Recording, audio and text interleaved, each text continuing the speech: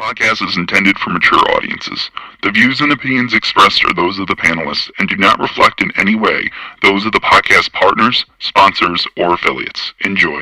Hi, this is Michael Buffer, and you're listening to the Voice of the People. Let's get ready for Boxing Voice. Every day I'm hustling.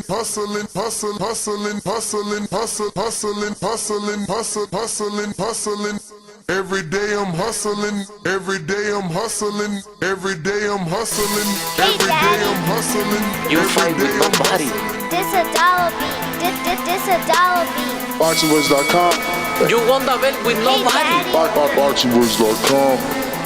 This a dollar beat. You never gonna get the fight, man. You're a horrible fighter.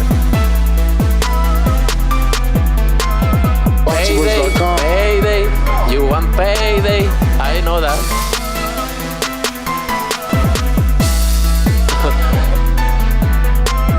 Oh, look this guy.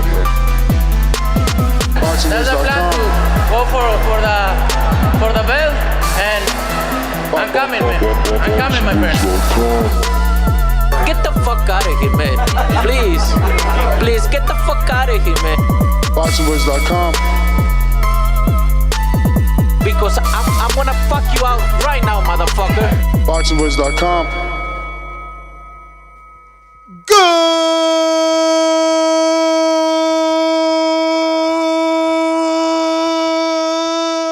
Good morning, TBV. What's going on, ladies and gentlemen? Welcome back to another edition of the Boxing Voice Radio. I am the Boxing Voice Radio. NestGTO, find me on Instagram and Twitter at NestGTO. And I'm joined along absolutely no one. Solo Dolo, Scarface, no Manolo. We here every day to talk boxing. Real ones stand up. You know who you are. You were here for the Pedraza versus Ramirez announcement. The rest of you fake boxing fans, we ain't really talking to you. But we're going to be talking Tony Bellew's opinion. Bellew believes Canelo not only beats Artur Beterbiev, the better beast in the division, he also believes Canelo stops Artur Beterbiev. So, yeah, man, this is what we're going to be talking about. Something that's been talked about now for a long time on this show. Obviously, you know, I called him being able to do this long time ago. And now the world is starting to see. But, yeah, man, we need to definitely talk about it and consider, because at the end of the day, Beterbiev is really a puncher. That cannot be denied.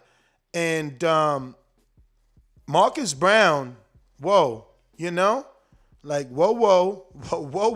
It looked like those punches were really hurting him. And, he looked gun shy. And he's a naturally bigger man. Like, he's a natural 175-pounder, been there forever.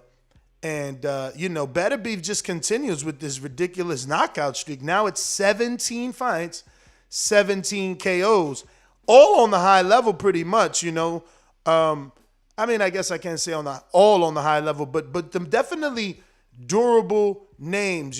He stopped Tavares Cloud, former IBF light heavyweight champion.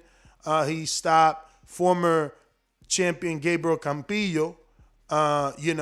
He stopped Enrico Coiling. He stopped Callum Johnson. He stopped the dude that put Marcus Brown down, Kalides, from St. Petersburg. And obviously his greatest win was Gazvek.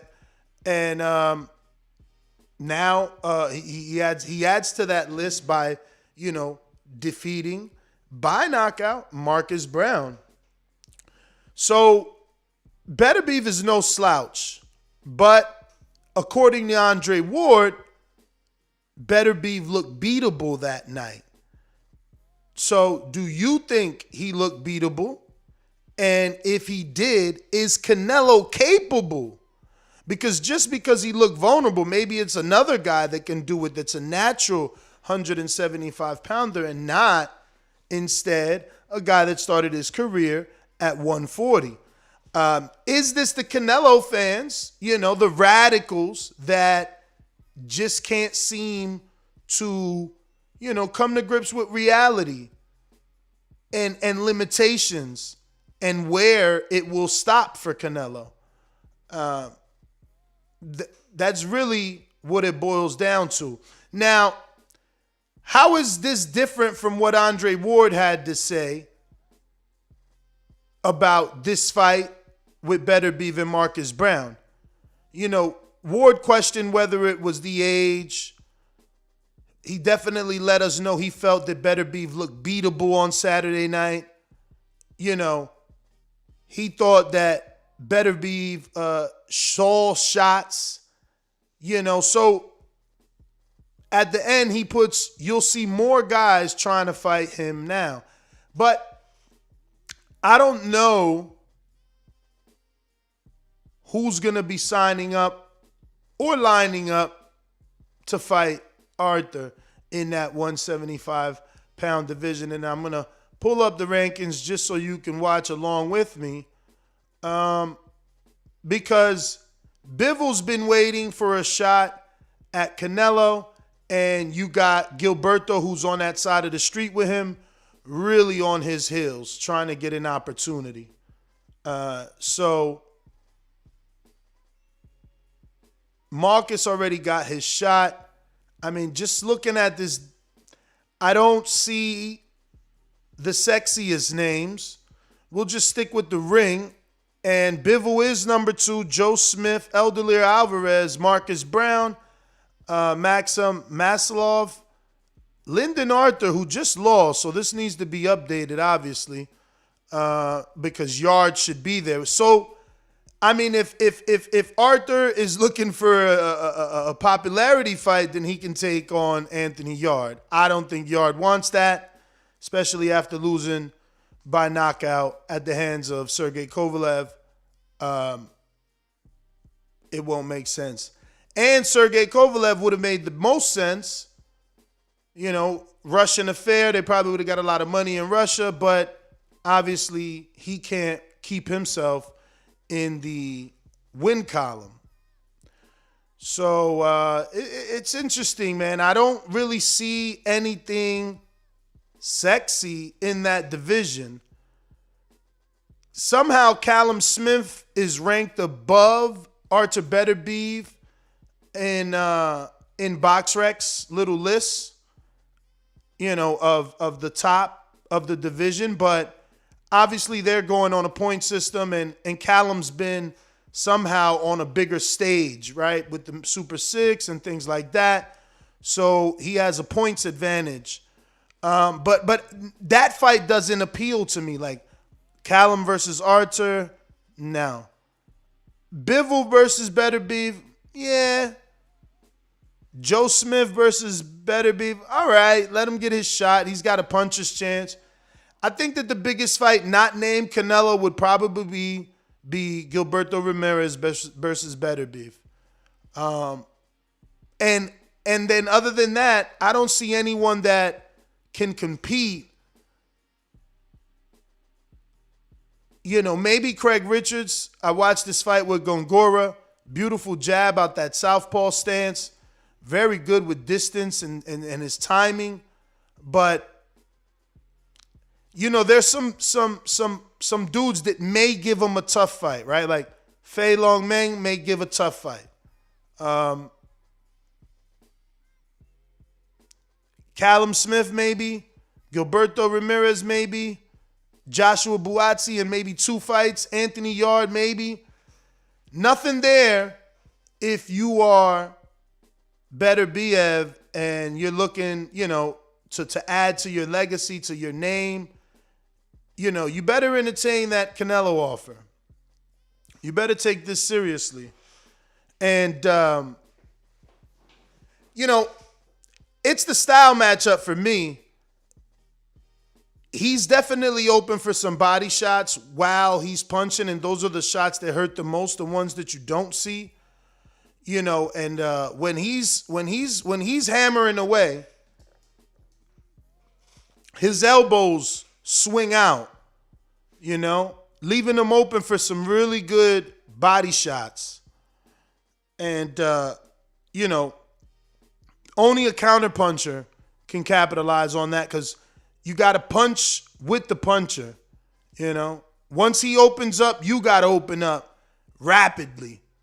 So the fact that Canelo would be the shorter man also helps him in this situation because, his goal is to attack the body. But he's not that much shorter, right? Like, Beterbiev is obviously 5'11", but when you're looking at him in comparison to Marcus Brown, they look pretty much the same height. So it could be argued that Beterbiev is about 6 feet, Looking at Brown, he's listed at 6'1.5", and he's every bit of that, I believe. I'm pretty tall. I've interviewed him. Obviously Brown was slightly bigger than Beterbiev at the weigh-in. Let me see if I can pull that up. He was definitely slightly bigger than Beterbiev at the weigh-in. So that puts obviously Canelo underneath Beterbiev, giving him a better, sight line and target at the body. And this is Marcus Brown 6'1.5" to Beterbiev's 5'11.5". And he's not short, so that could help Canelo, again, get to that body. I love that neither of them wanted to back up. Damn, Brown got the Yeezys. Them shit's hard to get. They look crazy, though. I wonder if they're good for, like, the water since they got all the holes. But, yeah, I don't know. And just watching that weigh-in again, doesn't Beterbiev look a little thin? It's crazy how he generates so much power. Insane, bro. It's a dangerous fight. I think that people would give Canelo his credit finally. This guy's a unified champ, a defending champ. He's got now 2 title defenses of the unified belts. Obviously, more defenses when you consider the first strap that he picked up before unifying. So Beterbiev's age is 36. Now, obviously, there's the CYPs of the world that may or may not give Canelo credit because he's facing a guy that's 36. And somehow this is supposed to be past his prime. And this is what I'm saying about age and it just being a number when it pertains to boxing, because this is a guy that looks like he's at the top of his career. He's allegedly slowing down in the eyes of some, like Andre Ward and even Tony Bellew, but his knockouts continue. When you start to fight the names of the division, usually the knockouts start to go away. Keith one-time Thurman. Not with Beterbiev. So I'm not sure that the pundits are right and, Beterbiev is vulnerable or beatable. Styles make fights. That's something, we learn as soon as we start watching boxing. And that's why I would pick Canelo, because of this style that Beterbiev has, Brandon Maurice seems to believe that Beterbiev Canelo cannot beat Beterbiev, which is interesting. Obviously, he pretty much gets a lot of his picks right, but I disagree. I think the body shots, the fact that these European dudes, they're not brave enough to fight like when you fight. If you watch that Marcus Brown fight, whenever Marcus wanted to mount an attack, Beterbiev would let him attack, get on the defense, wait till he's done, and then mount his own attack. So it's like, bro, if we're going to play you go, then I go, Canelo's never letting you go. He's never given you that opportunity. He's a puncher that punches in combinations, He's a puncher that punches that counters, that punches when you punch, and he's trying to set shots. Like, so it'll never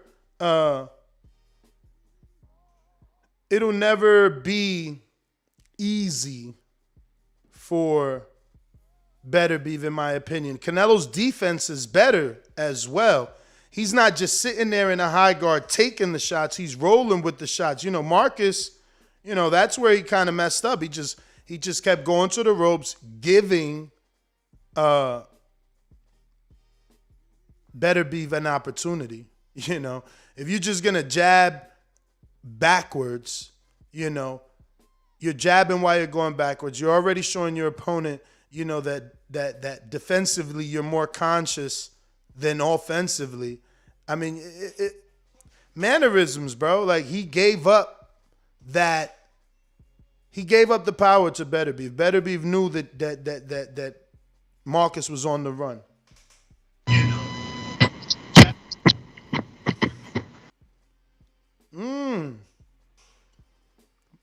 Good morning, sunshine. Sunshine after the rain. I'm sorry about the late and tardiness, but looks like the Dumatron was deactivated for 3 weeks, and my internal clock is shot. Felt good sleeping in my bed, though. Good morning, everybody. Looks like Tony Bellew has his own 2 cents to throw into this situation. It's not like a lot of us didn't see what he's saying, He can't beat Canelo to the punch. He's very explosive. My man's Beterbiev got the power, but, even after seeing the Marcus Brown fight, it's not speed. There's no explosive speed coming from Beterbiev. It's just, thudding power. And maybe I shouldn't just say just, right? But, I think Canelo has that ability, man, to break guys down. And, Beterbiev is just another question mark or another puzzle for Canelo. Can he hurt Canelo? I think he can. Can he catch Canelo? That's a whole nother situation. A lot of guys think that, Canelo's style is going to leave openings for shots because, he's listos para los chingazos. But what you guys don't understand that he's an excellent counterpuncher, and he could set so many traps for Beterbiev's style. Beterbiev would have to go to the fucking drawing board and really, really work out a game plan. One thing I could probably say on this, I don't know if you probably agree, but I'll say it anyway. Both fighters are strong, but Beterbiev is just stronger. I think he is the stronger fighter. So if you wanted to argue like who can out grapple maybe or things like that, stronger, yeah. But as far as explosive power, Canelo don't clinch. He don't need to grapple. Yeah, like how would you game plan for Artur Beterbiev to win this fight? And my props to Beterbiev. I don't think he wins. I mean, I said this 2 years ago almost. I've been calling him beating Beterbiev. Like Beterbiev's been put down by Callum Johnson, put down by James Page. We seen him get a little bit bullied by Marcus Brown. And by bullied, I mean whenever Marcus got tired of being pushed back and got on his raging fight back mode, Beterbiev would back up. I think a guy like Beterbiev, you got even Canelo, bro. I don't know if Canelo would go head up with him. I mean, when he went head up with Kovalev had, he had some power. We knew about it. He had that jab. We knew about that. But I never saw Kovalev as this, like, oh, my God, he's overpowering fighter. He fought scared, too. You ain't see Kovalev, like, first 4 rounds, my man was on a jab, on the back foot, because everybody's weary of, how hard could he really punch? But wasn't he also on a little bit of the vodka? I heard his training wasn't post-fight test results showed that he was not drinking. Damn, they have a test for that? That's crazy. Well, anyway, all right, so I won't chalk it up to that, but I will say that I guess Kovalev had a less air of danger. Even myself, because I obviously root for Canelo, as a fan, but I wasn't worried of Kovalev, hurting him or, and I might sound a little ridiculous because the danger is there. Obviously, he was going up in weight. I don't want to take away from what he was doing, but like deep down inside, I'm like, man, Kovalev he's just not good. He's not a better boxer, and Canelo, he's a better boxer, puncher, and mover. And he just sees. I've seen him do so much more than Beterbiev. It'd be hard for me to like even give Beterbiev like a high percentage shot. I could be wrong though, man. This guy's really, really gritty. He takes shots. He got knocked down one time, right? I forget who knocked him down. You're the Britannica. You mean twice?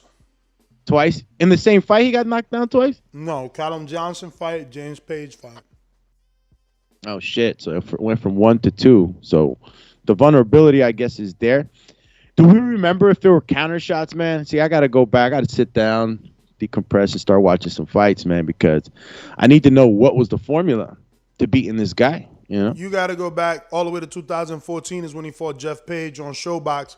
BoxRec don't even want you to know that he was knocked out. They want to fake like he's a perfect champ, and they don't have it on BoxRec. But he got dropped in that fight. And look, they don't even got. Am I not signed in or something? No, I'm signed in. Look, they don't even got his Callum Johnson knocked down. They don't even say Johnson puts Beterbiev down. Nothing. Oh, there it goes. No, it doesn't. That's crazy. That's a shame. That's a shame. So that's the Loma effect. Why they only showing his knockdowns? Like, you see his knockdowns there, like Coing down twice, Johnson down twice, but they not showing when he's down. That's some weird shit, man. Cheating asses. You got to clean it up, top rank style. I mean, but he's been knocked down, and I guess that. Oh, they lowered him. They lowered him. Got rid of his loss. Yeah, man. You know how they did on the telecast and shit. Motherfuckers are looking for that loss, and it's like, what? All of a sudden, Orlando Salido doesn't exist. Now, these guys are just, you know what it is. Pen Smiths or type Smiths or whatever you want to call them. But he's been knocked down. Okay, we agree about that. But can we really tie this shit up? You know how the saying goes. Yesterday's fighter isn't today's fighter. You got a guy that might have faced some adversities in the past. So, like, how recently was this most recent knockdown? Callum Johnson, 2018. Okay. I mean, Callum Johnson. If you were to put him in there with Canelo, Canelo would probably destroy him, right? A lot faster than. I mean, it'll take him a couple rounds because Callum has real power. So Canelo will take the first and second round to fill him out. But again, these dudes are scared going in there with Canelo. They get on the defensive right away. They the ones on the back foot and on the jab. So then, he gets to put the mental pressure, just being in your face, little head movement, high guard, peekaboo, look at you, little feint. You know what I mean? Like, he got these dudes already, man. They too worried about what he gonna do. They ain't worrying about what they gonna do. It's just like Marcus when he was fighting Beterbiev. He was more on the defensive. Worried about what Beterbiev going to do to him instead of the other way around. It's all he's scared. Hey, my man, not sure, man. You need to chill, homie, before you be in, like, the Phantom Zone. There's a chink in the armor, man. Matter of fact, let's give you a taste of it so you know how it feels. Yo, when my man Crawford always pops up with me out of all my background. Excuse me. That's funny. You always got Crawford there with that bad Photoshop. The whole lines around his whole head. Like, you need to erase that. Shout out to my boy Jim, yo. Because that's you. Anyway, that's not. That wasn't for that. That's hype overexposed. That's why it shows the line. Yeah, this is the emojis that we, if you don't already know, if you're part of the membership program, and if you're not, go to the See Perks tab that you see next to the subscribe button and check out some of our tiers that we have, exclusive content per tier. Get a chance to use the emojis that we have on the super chat. On the chat and super chat, with whatever you want of these emojis. And you get the badge icons. You got your ranking, how many months you've been with us. So it's pretty cool, pretty interactive, guys. So check that out. Go to the C Perks and go join up on the tier, man. They got plenty of goodies up there. No, go to the C Perks and see a perk, Perky. Perk. What else did Tony Bellew really say, bro? You know, Tony Bellew's I respect the guy's boxing brain, you know. Mm-hmm. I gotta give him that. But it's in the pre-pro, but I'll bump it to the top for you. Thanks, man.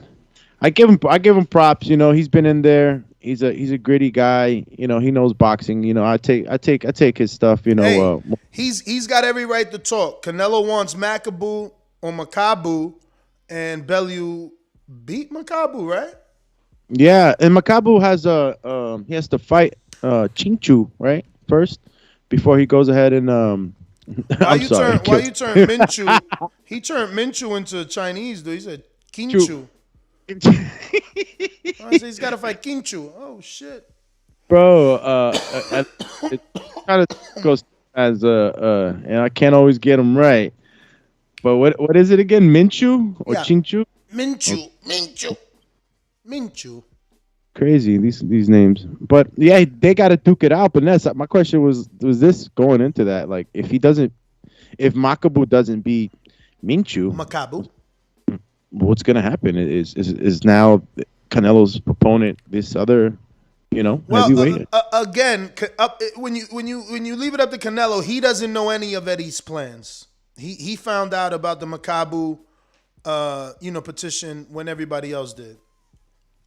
So he's not necessarily focused on Makabu. It's Eddie trying to, and by Eddie I mean Eddie Reynoso, the trainer and manager of Canelo Alvarez, trying to solidify Canelo's destiny and legacy.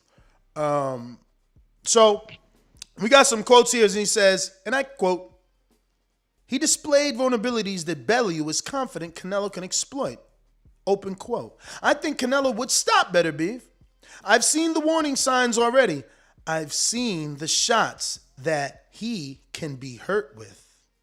Canelo has already tested the waters at 175. Back in 2019, he moved up by 2 weight divisions to score a knockout over Sergey Kovalev and capture the WBO world title. He would later vacate that belt and drop down to super middleweight. Based on that outcome, Bellew has no concerns over Canelo's power not following him up to higher weight classes." And I quote, "Canelo's power would carry up to light heavyweight. It did against Kovalev. If it does with Kovalev, then I think it will with Beterbiev. But, as I said, its styles makes fights." Listos pa los chingazos. Yeah. My boy's pa los ready. chingazos. He need to do a remake of that. Because he's saying he ready for hair blows. Listos pa los chingazos. Ready for hair blows. Like, what the? Yeah. Because he's saying pelos instead of palos. Palos. Listos, palos, chingazos. Legendary. What's this guy's? Okay, so I got the name. Tavisu Michuno. That's the man's name. For the defense with Makabu. It's Taviso Michuno. Oh, yeah. You know, I think I've always just called him Tobias. Tobias? No, I just make up my own shit for dudes. You know how that is. That's an actual name, a biblical name. It's that Tobias. Champ is Tavisu. No, right, I just ran with Tobias. I'm like, fuck that name. We're gonna call it Tobias. We're about to get super globalness. We got to practice these, Eastern European names. We got to. We can't be murdering shit. That's what we, got you for. Like, okay, player position. I am comedic relief. I'm comedic relief. Let's go, champ. Yeah, and what? Okay, so what's the reality of this fight materializing? This, Canelo came back down to 168. Does he go right back up to 175? Is that the most likely division to jump back to for Canelo? He's got to fight. He wants to fight at heavyweight, right? So why would he didn't say heavyweight? He didn't say again. Eddie said cruiserweight. He didn't say heavyweight. It's crazy. Like, these guys, when they're not in camp, they're heavyweights. like he's technically not technically, but really going to be fighting some really big dudes that easily fall into a heavyweight position. It's that obviously they have camps, they get in shape, they lose the weight, but Canelo's going to be fighting some big guys, and I think that on his way up to that, and I don't know if this Tiabaso Michuno Makabu fight, when is it going to take place, and who's going to win? But I think Canelo's, he probably will fight 175 on his way up to fight that cruiserweight. It would be the smart thing to do. Stay active, fight the light heavyweight, just keep going up. Building that weight back up and fighting with that weight. I think it's a very smart idea. I think the next fight we'll be seeing won't be the cruiserweight. It's going to be a 175-pound division. I'm really, really curious to see what Eddie Reynoso's brain is looking like right now.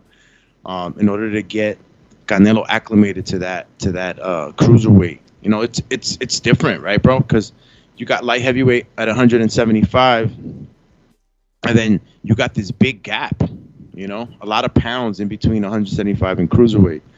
So, fighting at 175, acclimating, and then putting on maybe a little bit of more weight. I really don't know how much weight he's going to put. A lot of people are saying that he might go too high because of the speed and stuff. So I think tweaking him out like at 185 would probably be like the best for him. I remember Jack Dempsey, he was a 185-pound fighter fighting these fucking giants. And it worked for him because he was a lot faster than these guys. But is it Artur Beterbiev though?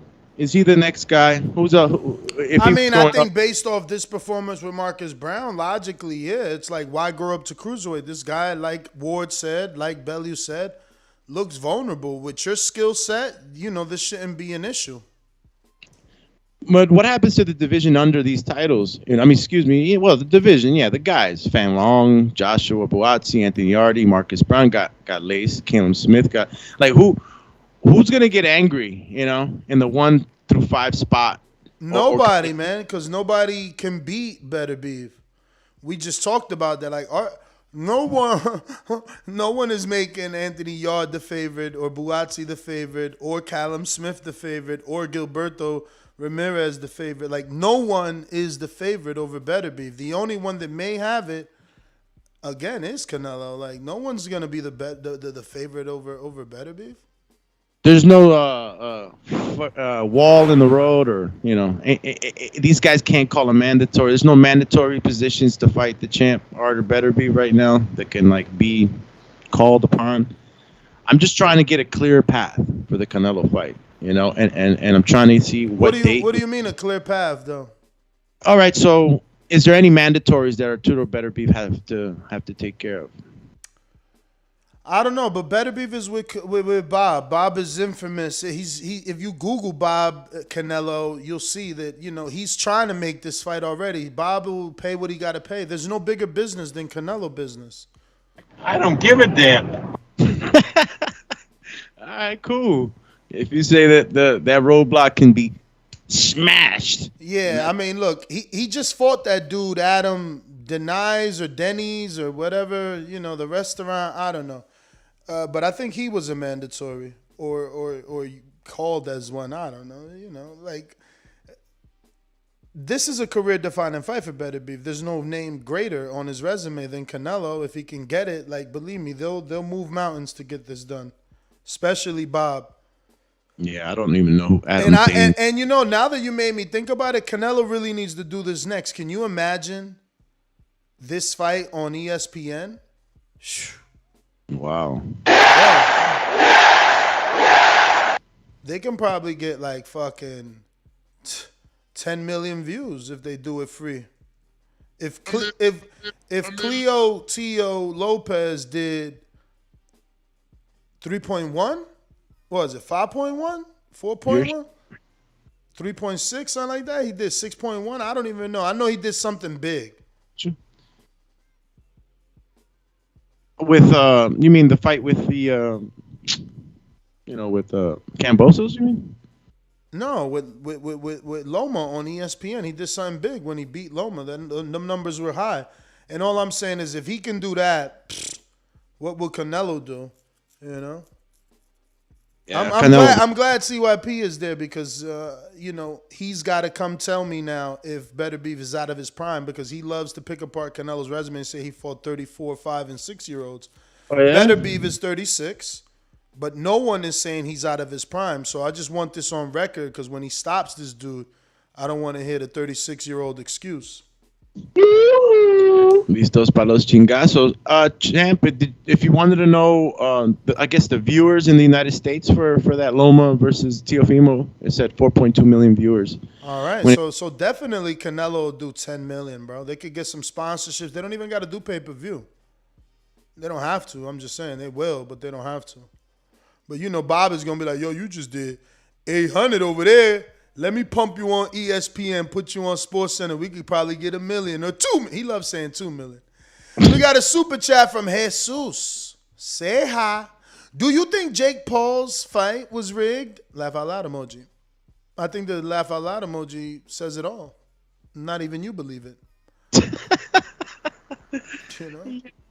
Well, bro, look, have you ever signed up to Border Wars, Mr. Jesus Sejas? Find out if that's real or not. Dudes are crazy, bro. They really think dudes is going in here and letting you punch them in the face because they're getting paid.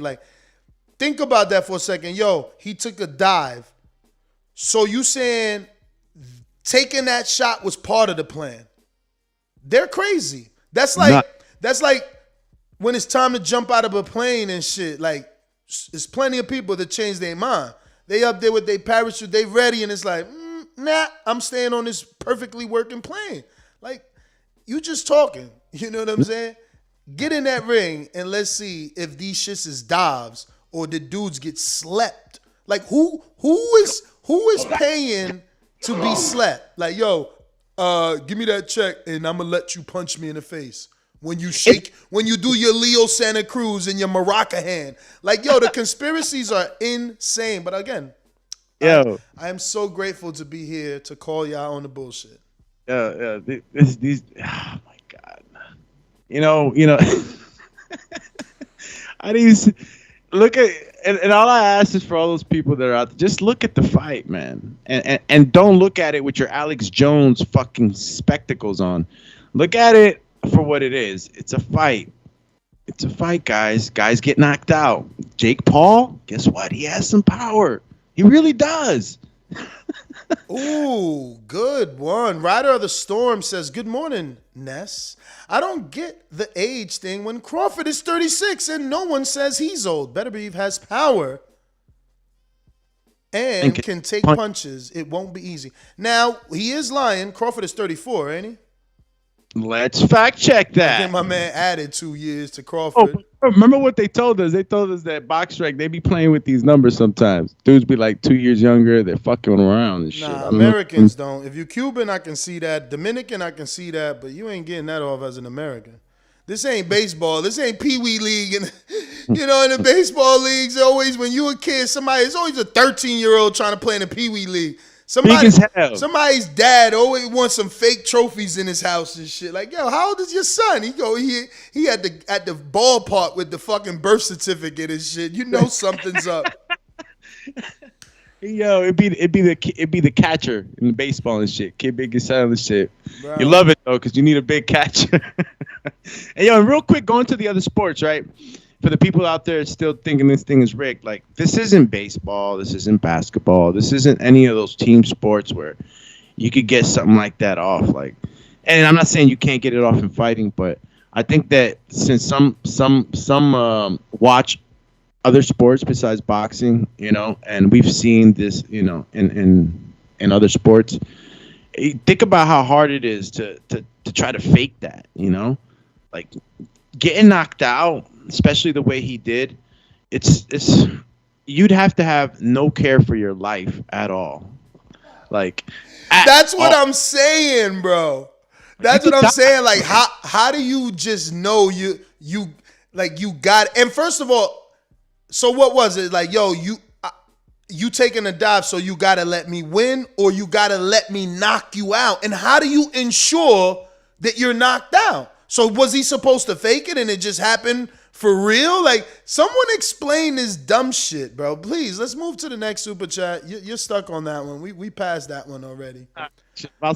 We passed that one by 2. We're on Ken Stone now. He says, I saw the Beterbiev Johnson fight in Chicago. Fight was electric. I've seen Bivol too, live. I think he's the best at 175. Champ of the bunch.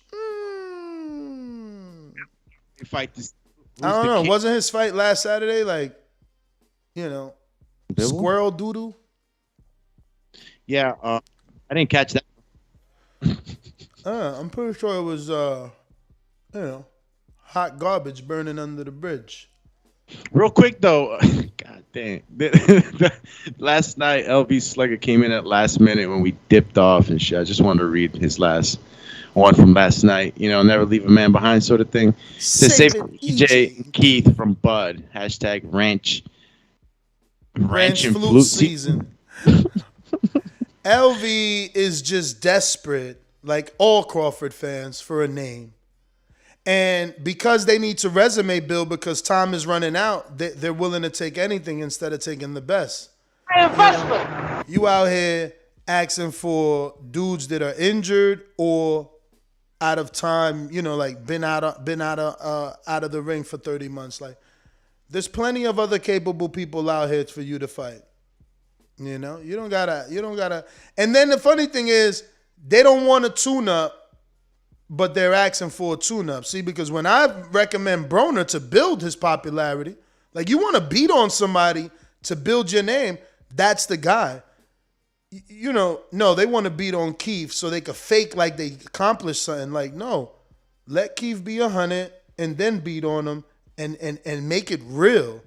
Why have another win under your resume that people are questioning? I just don't understand the way these fans work. Like, sometimes you're better off not being a fan of a fighter because you're ruining his image. Like, why would Crawford want to win over Thurman, who isn't proven at this point? He's not proven. Like, if Crawford's words were, I don't want to fight Earl off the accident, well, it's the same fucking difference with Keith. Like, he got hand injuries and time off, marriages. Like, that's a fake win. Like, when are these Crawfords, you stop spending money talking about this shit. Stop bringing this shit up. It's a fake win. It's a fake win. He'll never get credit. Fake win. Stop talking about it. Fake win. Call him fake 22. Bro, everything out their mouth is Keith Thurman. Dude been out almost 3 years. Like, I don't understand. What sort of fan are you?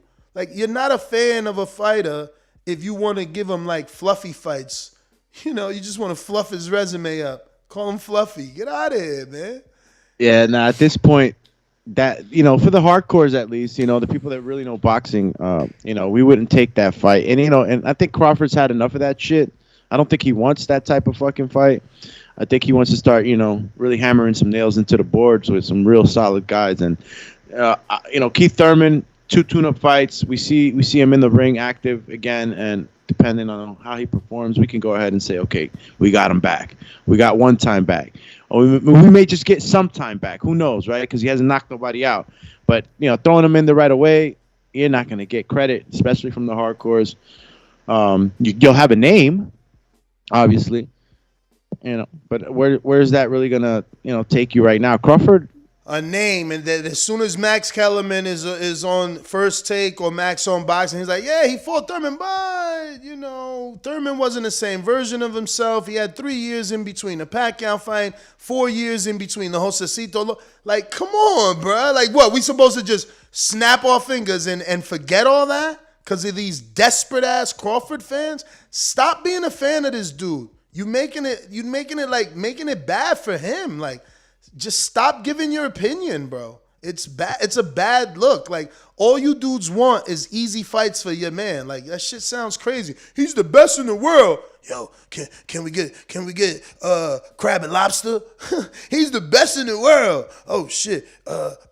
Can we get Virgil Ortiz? Even though his trainer don't want him to fight us, his promoter don't want him to fight us. Everybody's saying no. They saying no. He came on that show and said no. Robert Garcia said no. Can we get him? Like, what the fuck is wrong with y'all, man? Like, go fight someone that wants to fight you. It's that simple. You're a free agent now, and you acting like you still with Bob Arum, or at least your fans acting like you still with Bob Arum. You know what I'm saying? Like, there's plenty of shit to do out here. Plenty of shit to do. You know? No, now Earl is fighting Ugas. We gonna sit and wait. The fuck, man? Go fight. You finally free. Go fight. You know, you got Canelo fighting 4 times a year. How many fights Jake Paul got this year? Probably got like 2. Crazy. Yeah. Probably like 4. Yeah. Google that shit. Don't everybody Google. Oh, I could box rec Jake Paul for all y'all out there. That's right. I'm already trying to box rec him. Damn, box rec the last thing come up. It don't even come. I gotta put box rec, motherfucker. Bro, but if you look him up right on the box check, he's there, bro, and he fought fucking 3 times in 2021. That's it. So doing better than your favorite fighter. Active. Your favorite fighter's a fan of Jake Paul. I seen mad fighters in that fight. Mad fighters at that fight. All over. MMA, boxers, everything was there. Everything was there. Heavyweight, American heavyweights was in the building. I seen it all. So Jake's really living in Puerto Rico, huh? Yeah, man, why not? My boy is not playing. Why not, bro? We got Fred Robinson. Rude. And he says, people can't use Kovalev as a measurement. Y'all know that KO was suspect. Oh, my God. Hold on, bro. Hold on. Everybody takes a dive in boxing when it's not your favorite fighter getting the win. Fred, come on, champy. Almost looked like a dive to me. Wow. Not Fred. Not you. Not you, champ. Not you. Hey, get the fuck out of here because... Thank you, bro. Yo, come on. Listen, I didn't say that. Some shit is better off getting hit with a soundbite, bro. Like, these dudes crazy, man. A 3-time champion. First of all, a Russian champion. Think about that. Think about, their upbringing, how sports driven they are, how proud they are. He took a dive. Russian, strong like bear. Okay. These dudes will bash anyone's character for their favorite fighter. Let me tell you. Let's just open up the phone lines. It's crazy. Hit him with champ. Unbelievable, bro. It's part. Listen, let me just say boxing before we jump in there. It was a quick one. Jake Paul is next. Wilder. To this day. Yeah, if he means 10 title defenses and becoming one of the faces of boxing, he's right. If he means making a bunch of millions of dollars, yeah, he's right. Like, if he means being more popular than most of the other boxers, yeah, he's right. He got the coolest Matter belt. of fact, I don't know who wouldn't want to be Wilder. Like, which of these five?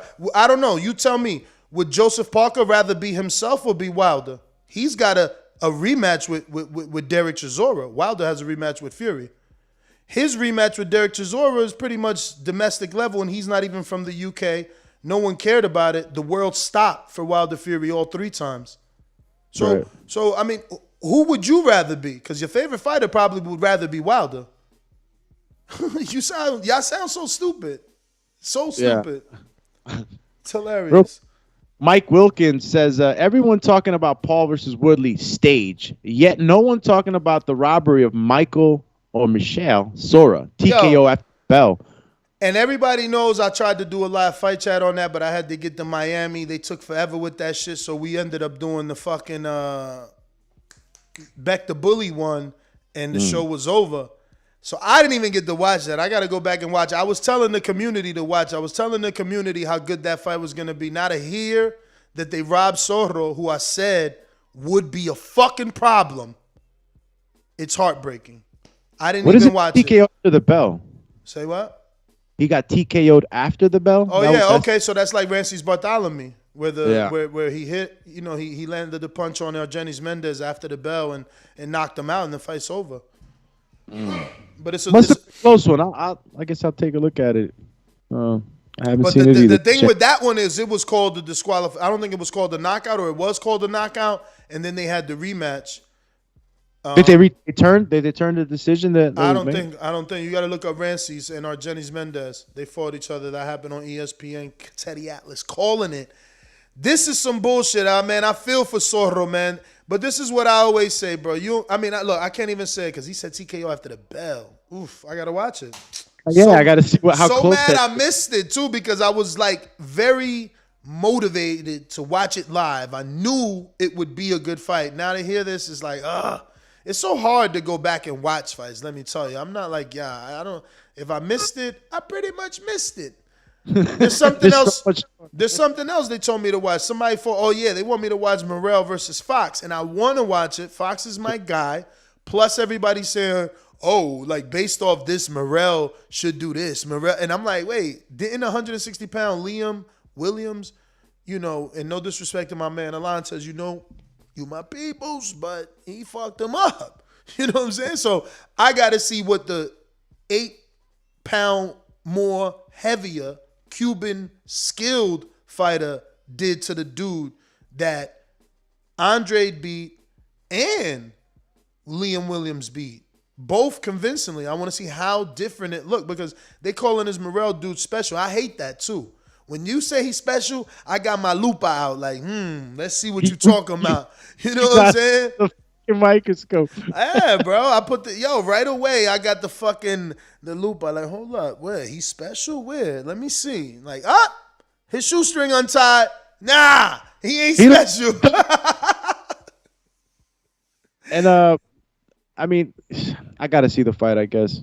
Yeah, I have some boxing to consume this week, man. I gotta catch up. Damn, my boy, Calabla, got 2 early Christmas presents.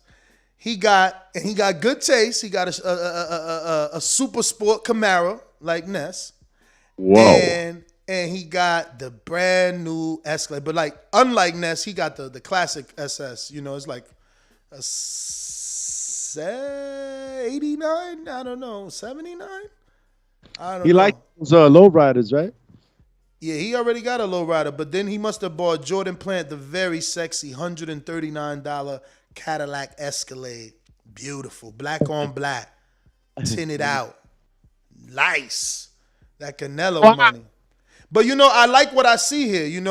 That truck that's an average person's truck. Obviously it gets up to 139,000. Even that car, maybe he paid 80-something thousand for that car.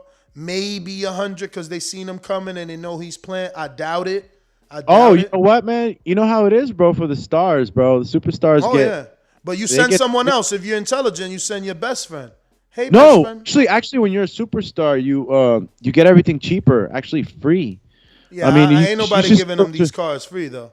I know Andy tried to say that shit. I didn't say that's the case. I'm saying that's how it is for these guys, man. I mean, Will Smith, a couple of the top stars I've seen talking about shit like this. Yeah, but you talking about Will Smith. That's a $30 million actor, brother. Of course someone's going to give him a car because that's a walking endorsement. We talking about ¿Qué le plan? Oh, he's a walking endorsement. We talking about listos para los chingazos. We ain't talking about Will Smith, bro. Will Smith, bro? You tripping right now. Let me relax. Let me keep talking. No. As soon as you fuck up, I'm all over it. Now I'm fucking you're like a little fucking pit bull. Oh shit, you got the window now? Oh, look this guy. Oh, my lighting was terrible right now. That's why I kind of took the thumbnail thing off, the background. Oh, I got to get better lighting. I got yellow light in here in this room. But what I was trying to say, Pitbull Ness, is that at times, with a little star power, and especially in this day and age, you could probably get a good deal. I hope he did. I mean, look, if he paid $200,000 for both those cars, I think that's a fantastic deal. You know what I'm saying? And who knows if he didn't lease the Cadillac? Like, you can lease the Cadillac. You don't have to buy that. You know what I mean? The classic, which I'm not even screen sharing. Apologies, fellas. You have it on though. Are you on the Twitter? No, it's on our pre-pro. You just don't pay attention. You're not really a host, right? No, not really. I'm like the Wizard of Oz behind the curtain kind of thing. Oh, call him the Yellow Brick Road. Yeah, no, I was on his IG, so let me show these guys these cars. Look, guys, look these cars. Look. Bro, so you're saying the Cadillac is 139, right? Absolutely. That shit is fucking wow. Absolutely. Dope. I mean, obviously, he could have got the lower tier version and you know did all the, but I doubt it. Come on, bro. You know who. You know, that's somebody like me that's gonna buy like the regular Escalade and then get the expensive wheel. You know, like get the fuck out of here. This guy's rich. He went to the dealer and they like, yo, let me get the Esky for my lady. And you know, he went to another exotic dealership to buy this this all muscle car because you can tell it's worked up. Look at the engine pins. You know, it got skinnies in the front. You know, shit is real. This is someone you know refurbished this. Or it's a one owner, you know. Somebody garage kept this motherfucker. You know what I'm saying? So, wow, look at Vegas. Yeah, Vegas. That's the new locale right there, champ. Yeah, Vegas has always been the mecca of boxing, so to speak. You know, it's where big fights go. You know, but damn, he's got like a little fucking cul-de-sac for himself, right? If that's his house in the back. Is that cul? I was trying to see if it was a cul-de-sac because it ends in the background a little bit. If that's his house, he's living beautifully. Like I would love an end street for me. Oh yeah, he has the no parking sign at the end. Yeah, I see it too, right? Like yo, I'm putting a guard in the front of that street. Like yo, if they don't have an ID, he can't come down here. Yeah, Calaplan. Let me get to some callers. We got Boomerang. Boomy. Brandon. Hello, ladies. Anybody that know me know I've been a player, whether it was in Alabama, Ohio, or anywhere around the globe. TheBoxingVoice.com. I've been smashing Telly Swifts, man. I didn't have to become a millionaire to get that caliber of woman. One of the people's choices, one of the fans' favorites, a guy that can galvanize this crowd such as myself. He's too ugly to be the world champ. The world champ should be pretty like me. The AJ of trucking. Whoop! Yep, Brandon in Cincinnati. SDS Promotions.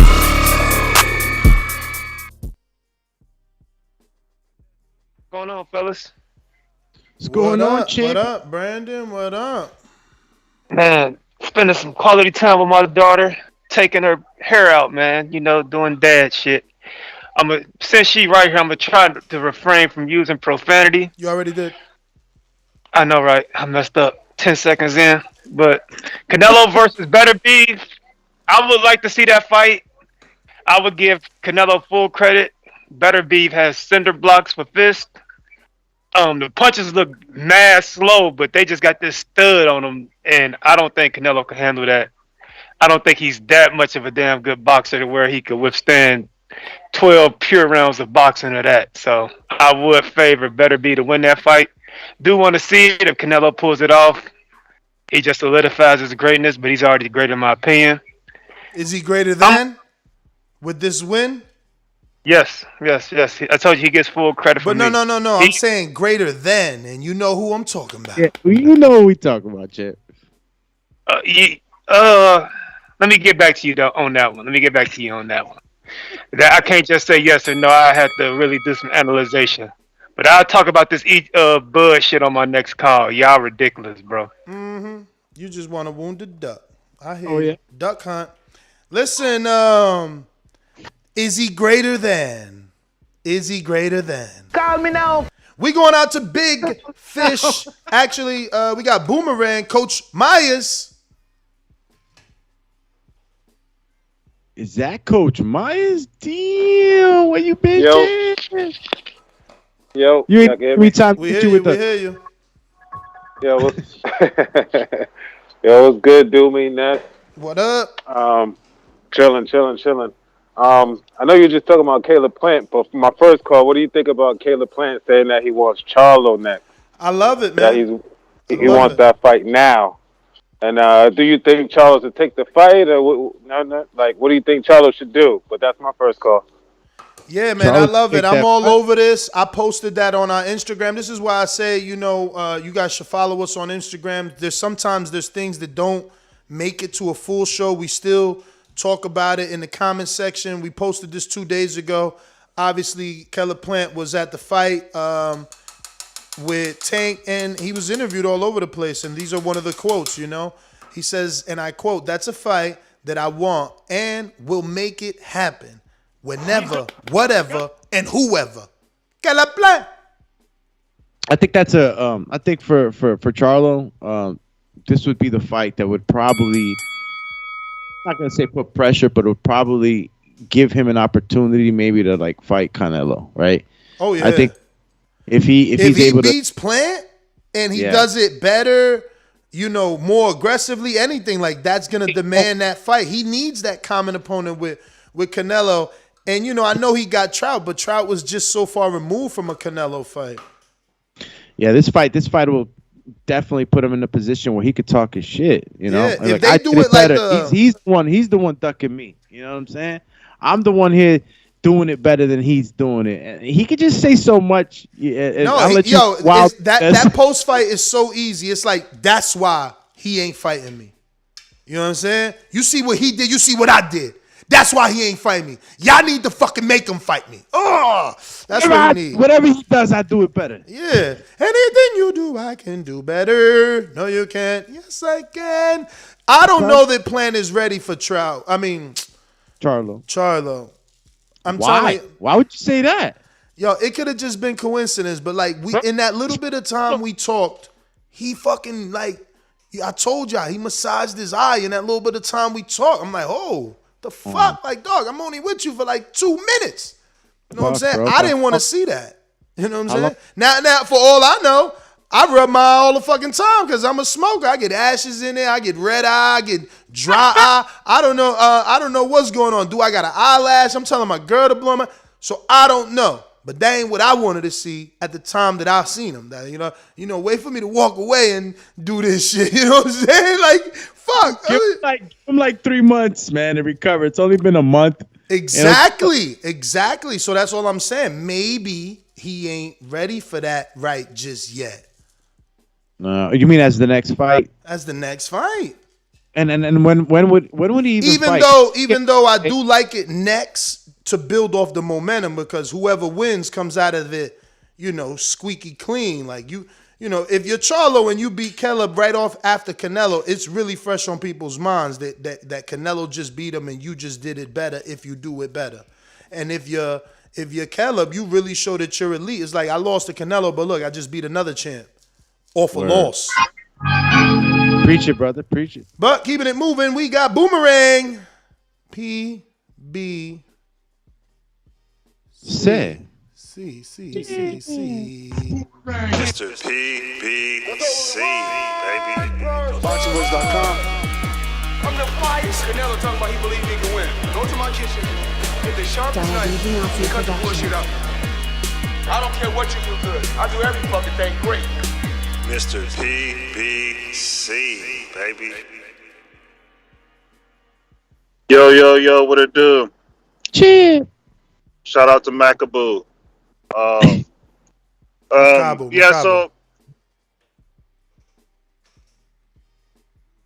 So Nightmare Before Christmas, because that's what Beterbiev kind of looks like, that one girl that was dating Skeleton. I don't really think that fight's going to happen. It's a nice fantasy fight, but this isn't fantasy football. He's probably going to be out for like a year and some change. I think once he's done with that year and some change, I think he should fight Bivol. Canelo's obviously not going to go that route. He made it clear 160 or Macaboo or someone at Cruiserweight. So I'd rather see Bivol get the chance, or the winner, once Bivol beats Joe Smith again, definitely unification. That would be doper to see Canelo fly in with his helicopter to eventually fight the winner of all the unified 175 belts. But yeah, I hear you. I just don't think that like if you beat Beterbiev, you don't need to beat Bivol unless you're trying to undispute. Oh my God! If he undisputes, bro, I can't deny Canelo, bro. He's on the cusp, the verge to being better than the best. If he beats Bivol, Alex, I mean, if he beats Beterbiev, he might as well undispute. If he beats Beterbiev, there's no way Joe Smith beats him. Perfect. If you could beat Beterbiev, there's no way Joe Smith beats you. And maybe you got to worry about Bivol making it difficult for you to stop his ass because he's gonna box first. Like, please, he ain't winning either. It's Beterbiev for me. I think he's the only one that poses the threat at 75 for Canelo. But we got Keem in Florida. Are you available? Keem the Dream. No. Oh, crickets for the Keemmeister? The Keemachenko? He works, bro. He works. Oh. Yo, just for those that know, in the Border Wars community, Keem offered Eric Cruz, SOG of Texas, a fight, a nice little fight. You know, big name in the community versus big name in the community. I mean, what's SOG like? 3-2, 4-2 or 3-2. 6-fight veteran, I think. Yeah, he's like 4-2 or 3-2, and you know, Keem is what, 2-1, trying to step up, take on a vet. Cruz said, no sir, we don't want that. He turned that down. Oh, they turned the Keemachenko fight down? Seen the Keemachenko down. Nobody's been ever named Chenko on it, and you turn it down. Yeah, Keemachenko, man. I think the Keemachenko's not. What you thought about that though? Because I mean, honestly, I didn't know if he was biting off more than like Keem is good, but he don't look like he got that pop. Well, that's what I always wanted more from Keemachenko, and I got to see a little bit more in his last fight, but I wanted him to combine that great foot movement with some aggression, you know, a little bit more aggression, because I think he gets kind of he got caught up. No, he gets hypnotized with his own movement sometimes, and he starts to just kind of like go into his Keemachenko mode and not unload as much as he should. But I think that a fight with Eric, man, it would bring it out of him. You know, Eric. He's forced because Eric is a heavy hitter. Eric is a heavy hitter, and he's got a very decent resume. His first fight was versus Huracan, who at the time had already a Mayweather amateur boxing tournament win under his belt, and Huracan turned pro. He's a 4-0 pro right now, signed to MTK Global. Cruz beat him in Border Wars. That was the beginning of the monster that we call Eric Cruz. Yeah, that's when he really got that chip on his shoulder, like, oh shit, I'm a beast. I'm a dog. Yo, we got hella super chats. Let me get to you. Stopped at Mike Wilkins. Yeah, we're at Fred Robinson right now. The punch Canelo knocked Kovalev with didn't even land. Oh my god. Oh my god, Fred. Fred, come on, champ. What side of the bed you woke on? Wow. Did you just? I don't even think he slid to the left or the right. He just jumped out the front of the bed. Let me go ahead and ring the alarm for the man, because he definitely sent in like 4 straight. But you, Allen. The champ. Of course it was real, bro. God, do we got to put it up right now in slow motion? You see my man faint after Fred that. Robinson with another one. He says, Morrell did look nice. No cap. 168 is going to be interesting. I don't know about all that. He ain't getting no shots. Trying to use that WABA to get at Canelo. Might not happen. Rider of the Storm says, I believe, you know, they got that emoji that probably disappeared and shit. I believe we'll box around Charlo. So did you get to ASAP Sam? No, I did not. ASAP Sam says, you are not saying Ugas going after an injured Spence, though. Broner? Stop it. That's not even competitive, but can wait for Thurman after tune-up. The reason I'm not saying that Spence is going, Ugas going after the injured Earl is because Ugas ain't the favorite. Ugas is a tune-up for Earl. That's what everybody thinks. We talked about it yesterday. Go check out our Thursday show. You know, even though he beat Pacquiao. Everybody, bro, come on. I still was kind of like, what the fuck? Yeah, okay. So just say how you feel, my friend. I mean, you got. I don't think Ugas is a tune-up because usually when you got a tune-up, you got a less sensitive air of danger. You know, Ugas can punch. Ugas can hurt you. I mean, Manny Pacquiao might have been on his way out, but like my man was eating porridge out of a fucking, you know, teaspoon for a while. Like the guy can crack. Come on, he did that shit for the gram. Come on, bro. Hey. Why would you? First of all, why would you even do that? You know that was for the gram. Like, hey son, record me as your mom feeds me and I'm like perfectly dressed, eating with my eyes closed because I can't see. Man, get the fuck out of here. It's your Latter-day Saints bullshit you tried to pull off. That was propaganda at its fucking fullest right there.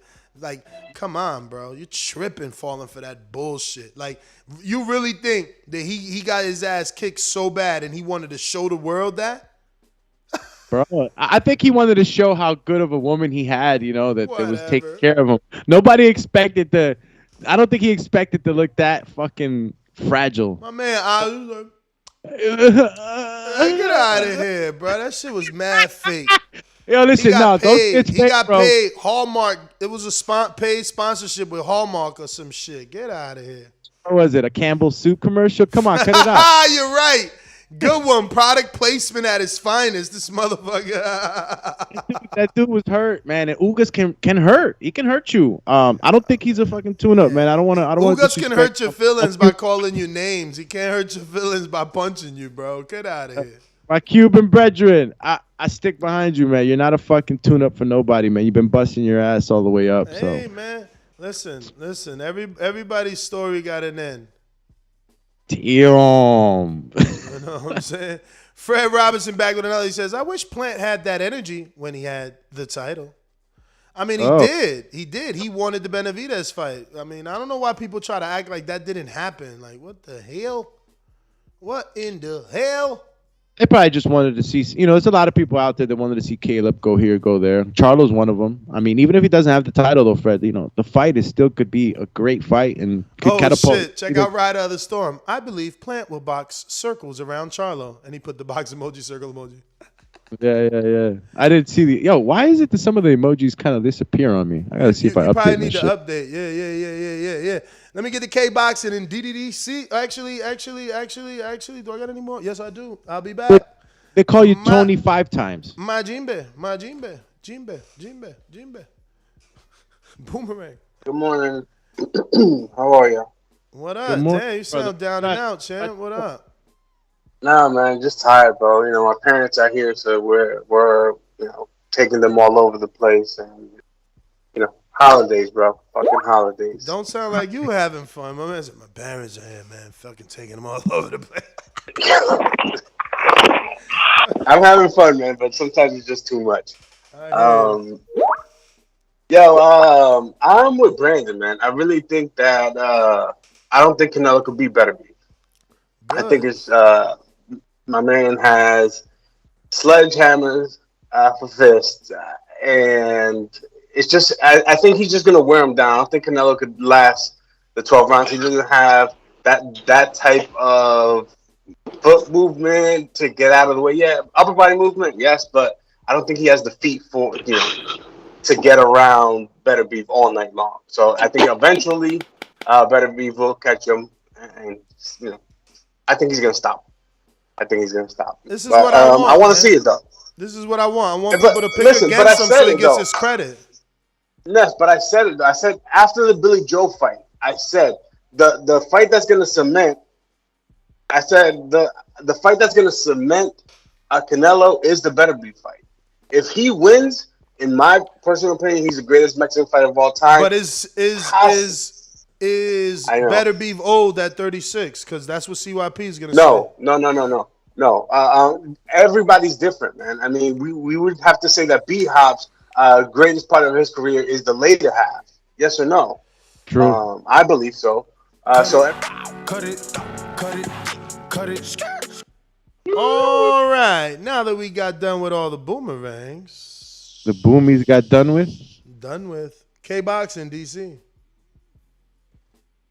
Hey, fellas. How's everybody? Chilling. Good, brother. Bless. Okay. What's up, brother? Good morning. Yes. So, Nest, not on this Canelo thing, just wanted to run something by you real quick. I sent a message to Ego, Blue Blood, all the rest of them, all of them that be on, this tip about Earl and Terrence and everything. I said it from the very beginning. Terrence Crawford has been a lot of cap, and I know some of you guys may not want to hear it, but he had every opportunity last month right on nationwide TV. Yeah, he made all the statements. But once again, the move he made Afterwards, it was not in the direction of Al Heyman, Floyd Leonard, whoever he needed to talk to seriously try to run down Earl Spence. Earl is still on the same mission that he always been on from the very beginning. Everything else was capped, all the stories, the talk about Stan Jonas, everything. Yeah, he may have stepped aside, but Earl Spence got what he got, and he's going to keep getting what he get. And when it's all over, he's going straight for Terrence Crawford, just like he said from the very beginning. And that's what's real. Cut it.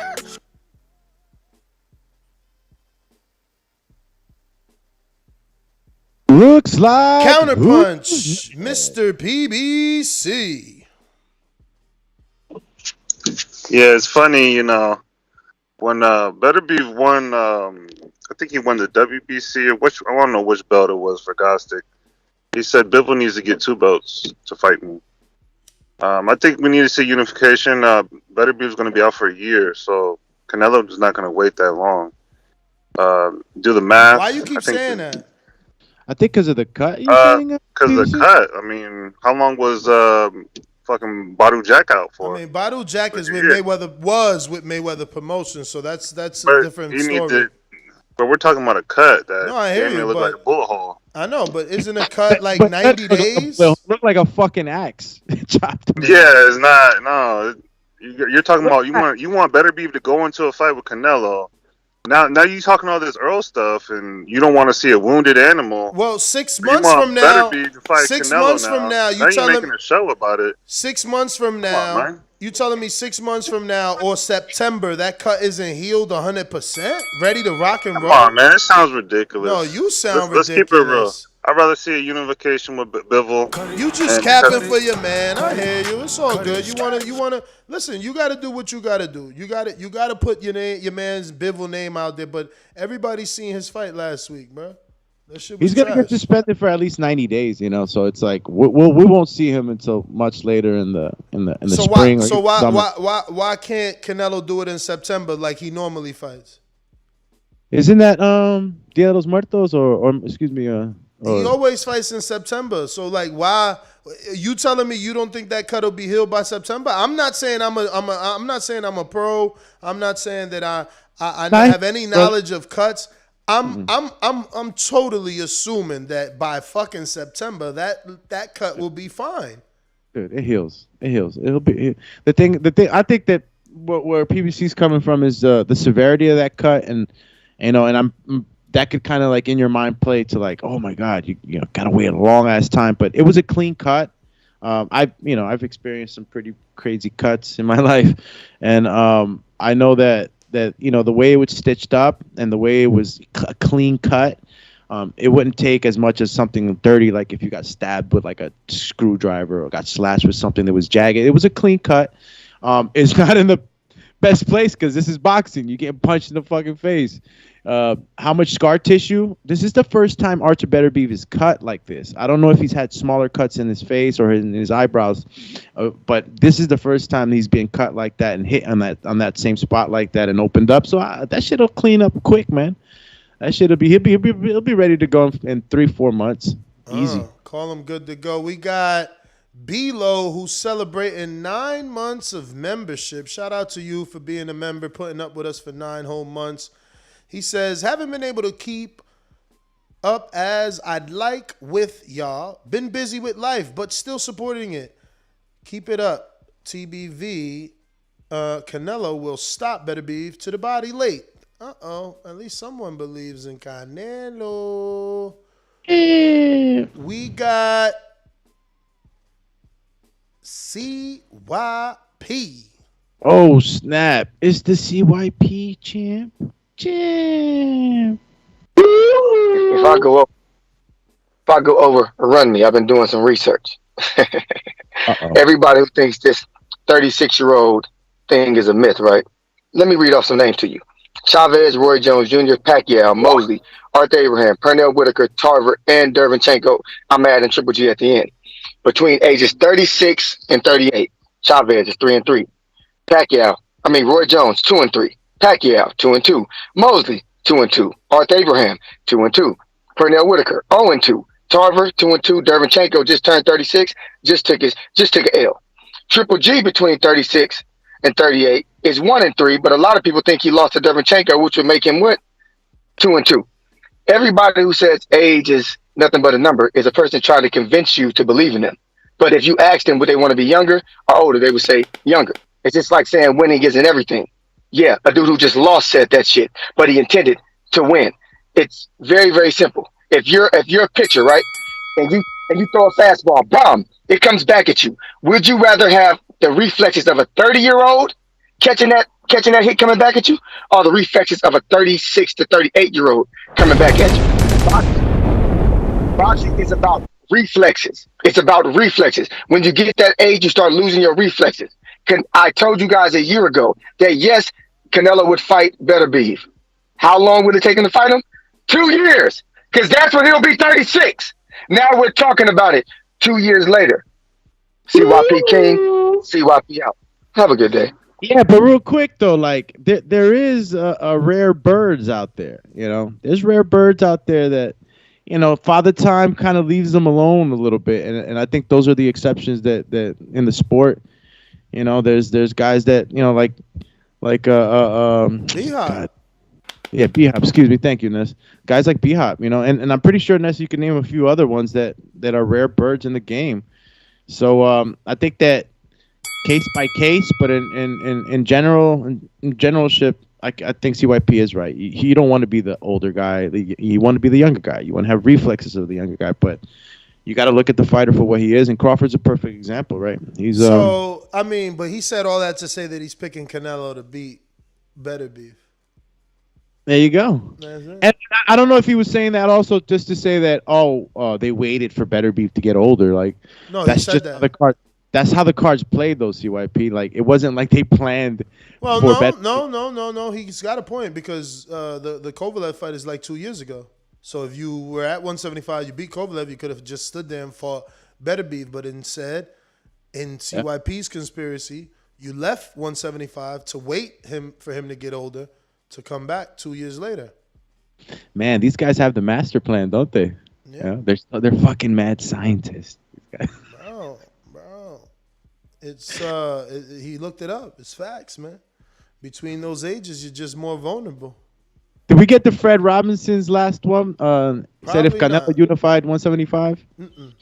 All right. If Canelo unified 175, I would take back every bad thing I ever said. 100 emoji. But those are not the type of fights he takes. Reynoso is already eyeing Triple G. That's good, though. Triple G's unfinished business. Why could Wilder and Fury have unfinished business but not Canelo? Like, get out of here. Pretty sure a lot of you thought that Tyson Fury had already handled his business, too. Exactly. Still wanted it. But the hate train for my man Canelo is real. Good call on that. That's so true. A lot of people are like, oh, you know, why are we even getting this one? But we still got it, so knock it off. Marcus, DC. Yo, Canelo beats Beterbiev, so I ain't even gonna play with y'all coming in. I'm swinging hard. What's up, Doomy? What's up, Ness? Check this here. Canelo go ahead up to Cruiserweight, man, and help Makuba get out of his mandatory like Al did, getting Dennis out of his joint and go ahead and get to 5 divisions. That's more important. He can fight Beterbiev. Beterbiev need 90 days before he can have contact. He probably go to a plastic surgeon to make sure he remove any scar tissue. He'll be ready for Mexican Independence Day in September. CYP say, man, if you hit 36, you get all this other stuff. To be honest with you, I think Triple G beat or at the least tied Canelo for the second fight. You need skills to pay the bills. Plant. We have a saying in the gym: when you can't hit, it's pity pat. The question is Jamel Charlo a real 168? Because to my knowledge, he haven't fought nobody at 68. So if you're going to come up to 68, you might as well come up and fight somebody with a pity pat. Although Plant can box, you're going to catch up to him. He's already shown that. And Jamel will catch up to him at some point in time. Jamel, if he really wants that work, he needs to go up that's what I mean. Maul needs to go up to 68 and establish himself. He need to do it either before Plant or with Plant. I agree. He could do that fight. Canelo being 5-time 5-division champ is far more important than him fighting Beterbiev off the break because he already won a championship. He already beat a 175 with a name. Canelo is like a dude. Canelo is like rap industry and the music industry right now. Remember back in the day, not even back in the day, a while back, somebody in the rap industry would have a super fat, super juicy, beautiful model chick who was a nobody. And she, you know what I'm saying, after they leave, then she becomes somebody. To now being people, they only mess with other established stars like Jay-Z, Beyonce, Chris Brown, Rihanna. Pitbull tried to holler at Katy Perry. So nobody's picking up these super juicy looking beautiful models that don't got no name. Canelo's not fighting Beterbiev for two reasons. Before he was 36, nobody knows him except hardcore. Nobody. Stop it. You know what I'm saying? Nobody knows who Beterbiev is. Stop it. You know what I'm saying? Canelo picks off names. Canelo's the dude that dates not the model that's juicy like an Amber Rose that nobody knows. He's going straight for the Alicia Keys, the J-Los. You know what I'm saying? So until Beterbiev makes himself a J-Lo or anything, which he probably believes more or less after Marcus Brown, he gets no accomplishments really beating Beterbiev, but he will beat the shit out of Beterbiev because Beterbiev ain't going to be able to do nothing with that head movement and not a goddamn thing. Everybody keeps saying they know, Canelo learned from the Mayweather laws, but that's rhetoric. Most people just saying it. They don't really know what Canelo learned from the law. Canelo learned that head movement and missing shots is frustrating, which is what Mayweather did to him, and that's what he improved on. He didn't improve on his business side. He didn't just improve because you repeated what Harold Letterman or somebody else said. He improved because he realized that head movement and counter punching against somebody who's swinging is more frustrating than anything he ever experienced in the world. And all he did from that point on is pass that shit on to everybody. How many clips we watch of him swiveling on Danny Jacobs' ass, making him look dumb as fuck, missing them shots? We ain't really heard from Danny Jacobs since. He fooled him. So Beterbiev ain't got no problem. You know what I'm saying? Really? He fighting Ryder next. Exactly. How you go from fighting Triple G and Canelo to fighting John Ryder? That motherfucking head movement burns the shit out you. Come on, man. Beterbiev, he wouldn't. Them bricks they talking about, he wouldn't land them shits because listen, any of y'all would say y'all watch boxing or do y'all just breeze through it? All these people that talking about they watch the LDBC, y'all sound like y'all from the LGBT. Listen, you take a power dude, you make him miss, and you get him in the deep water. Why is crocodiles more dangerous than sharks? Because they take you out into the deep water and they drown you. Beterbiev, I got Canelo making the man miss for 5 rounds, touching him, whoop, just touching him. Beterbiev comes down to regular punching power. Canelo turns on the gas. Beterbiev stop in the 10th or 11th. Are y'all not watching this? The only reason why, this is why we don't hail Triple G. Triple G, to beat Canelo, you got to be skilled enough to land the punch, and the punch has to have enough power. Now, let me show you the dichotomy. Beterbiev has the power, but I don't think he got the skill to land consistency on Canelo. Plant has the ability to land consistency on Canelo, but he don't have the power. That's the combination, and it's rare. That's why you won't see Canelo lose to anybody, except for Triple G. That's my call. Everybody wants to hit me, but guess what? Nobody can. Edwin Solano, celebrating 11 months of membership with TBV, says Canelo undisputes again at 175. He is the GOAT. Yay. Yay, yay. The goatee. And you know what the question is? Who's next? Who's next? But before you go to the next one, let me just get this super chatty from Mr. Fred Robinson, who I think is coming back to us. You know, he had his cup of coffee, a little bit of bacon, a little bit of egg. You know, not everybody likes bacon, but hopefully I'm not wrong on that. He says, why is Triple G too old for everyone except Canelo? because they got unfinished business. So it's pre-existing. But yes, you know, he's pretty old for everyone else because everyone else is trying to make a name. Canelo don't need to make a name. He's giving you, the dictators, what you want. Triple G allegedly beat him.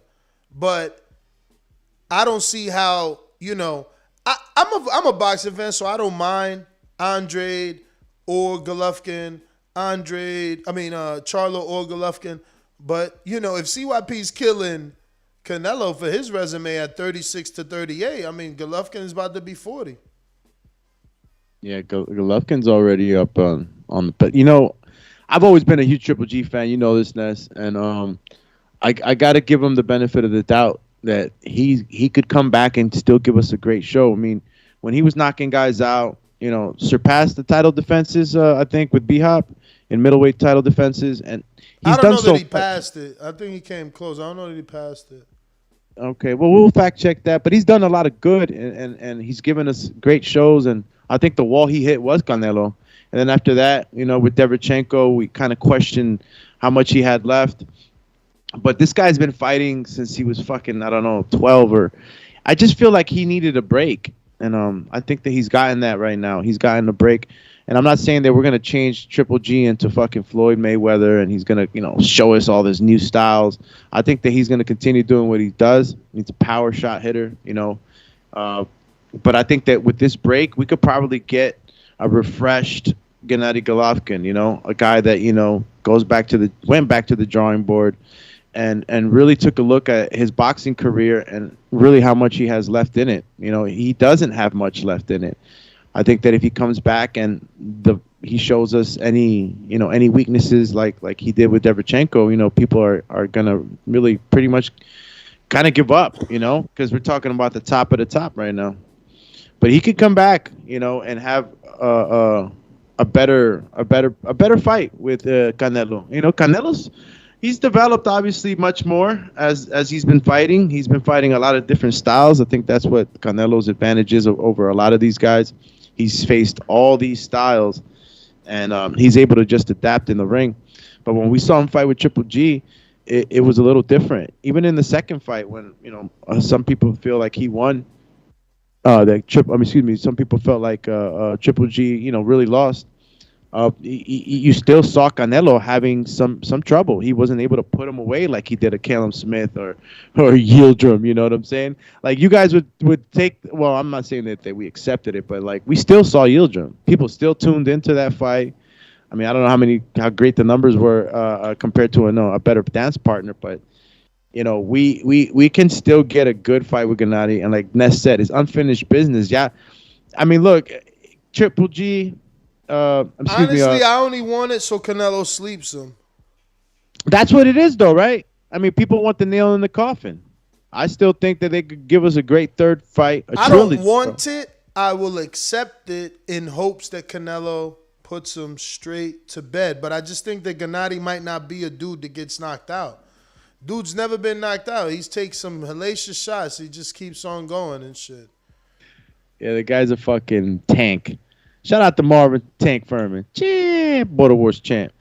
But I would like to see it, Ness. I would like to see a trilogy. I would like to see this end. I would like to see how much Gennady has left in him, also, because if he can stand toe to toe with Canelo and give Canelo's problems again, then maybe we got a lot more fight left in Gennady. Maybe another 2 years.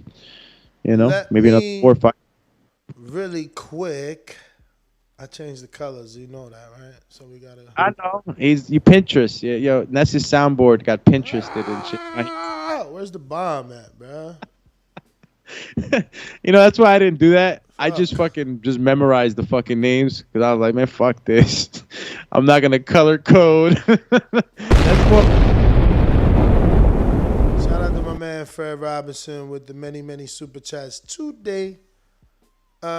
He says, I want 160 to get undisputed. Andre has 3 belt unification right on Dazn and nobody is calling for it.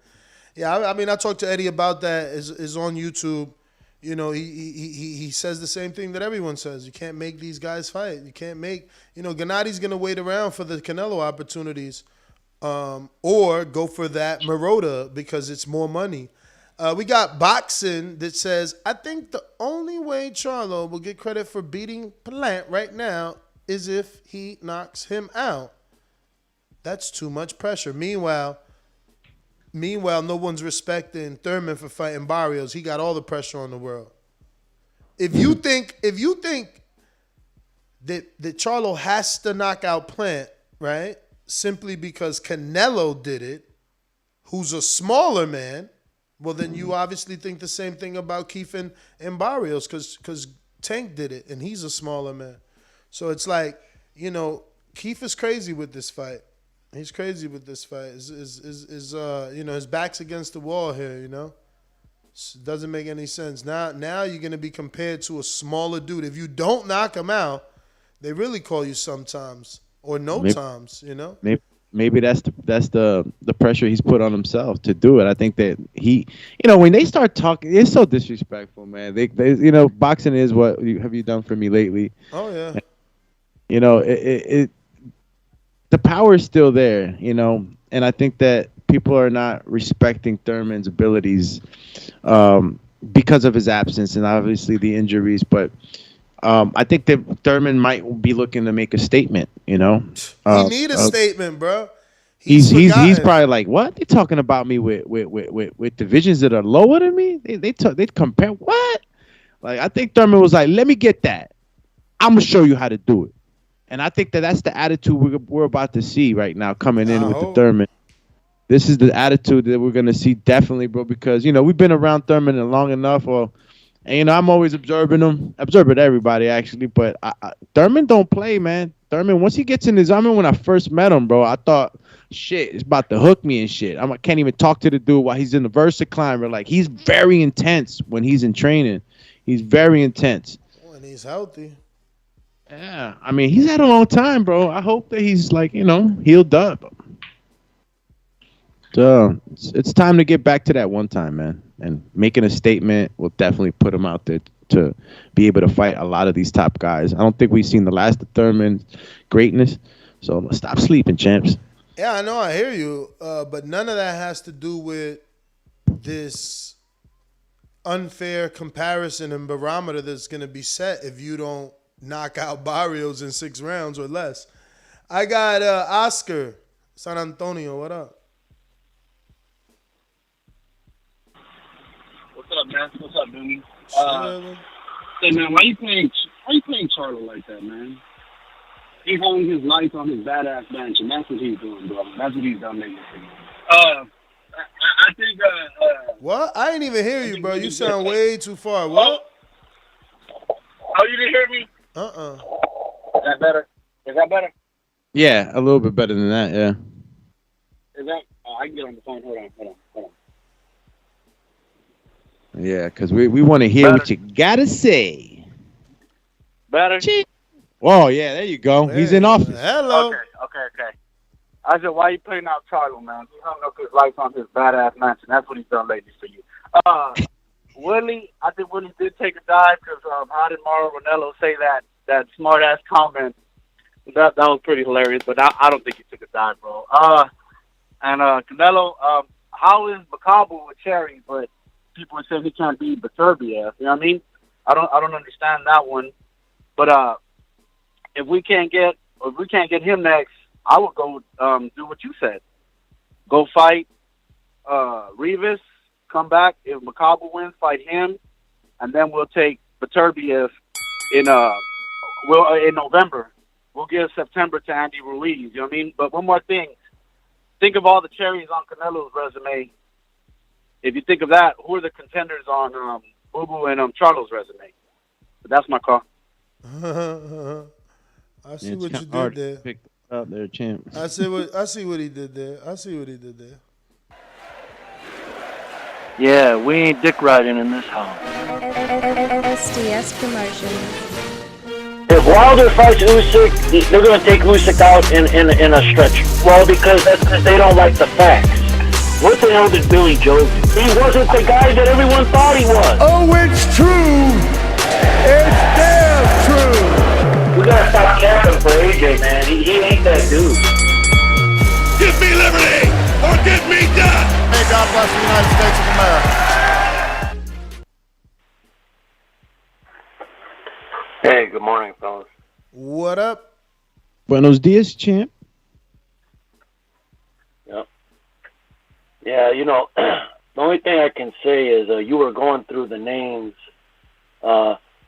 It's hard to dispute that Beterbiev is not number one, so I don't care about his age. Like, these callers, call in and tell us who beats Beterbiev at 175 right now. Not counting Canelo, because Canelo doesn't have a weight class, He picks, he's all over the place. So I'm looking at the 175. Who is better than him? The only person that someone might call in and say is Bivol, and honestly, Beterbiev will sleep Bivol. So I don't know. That's my humble opinion.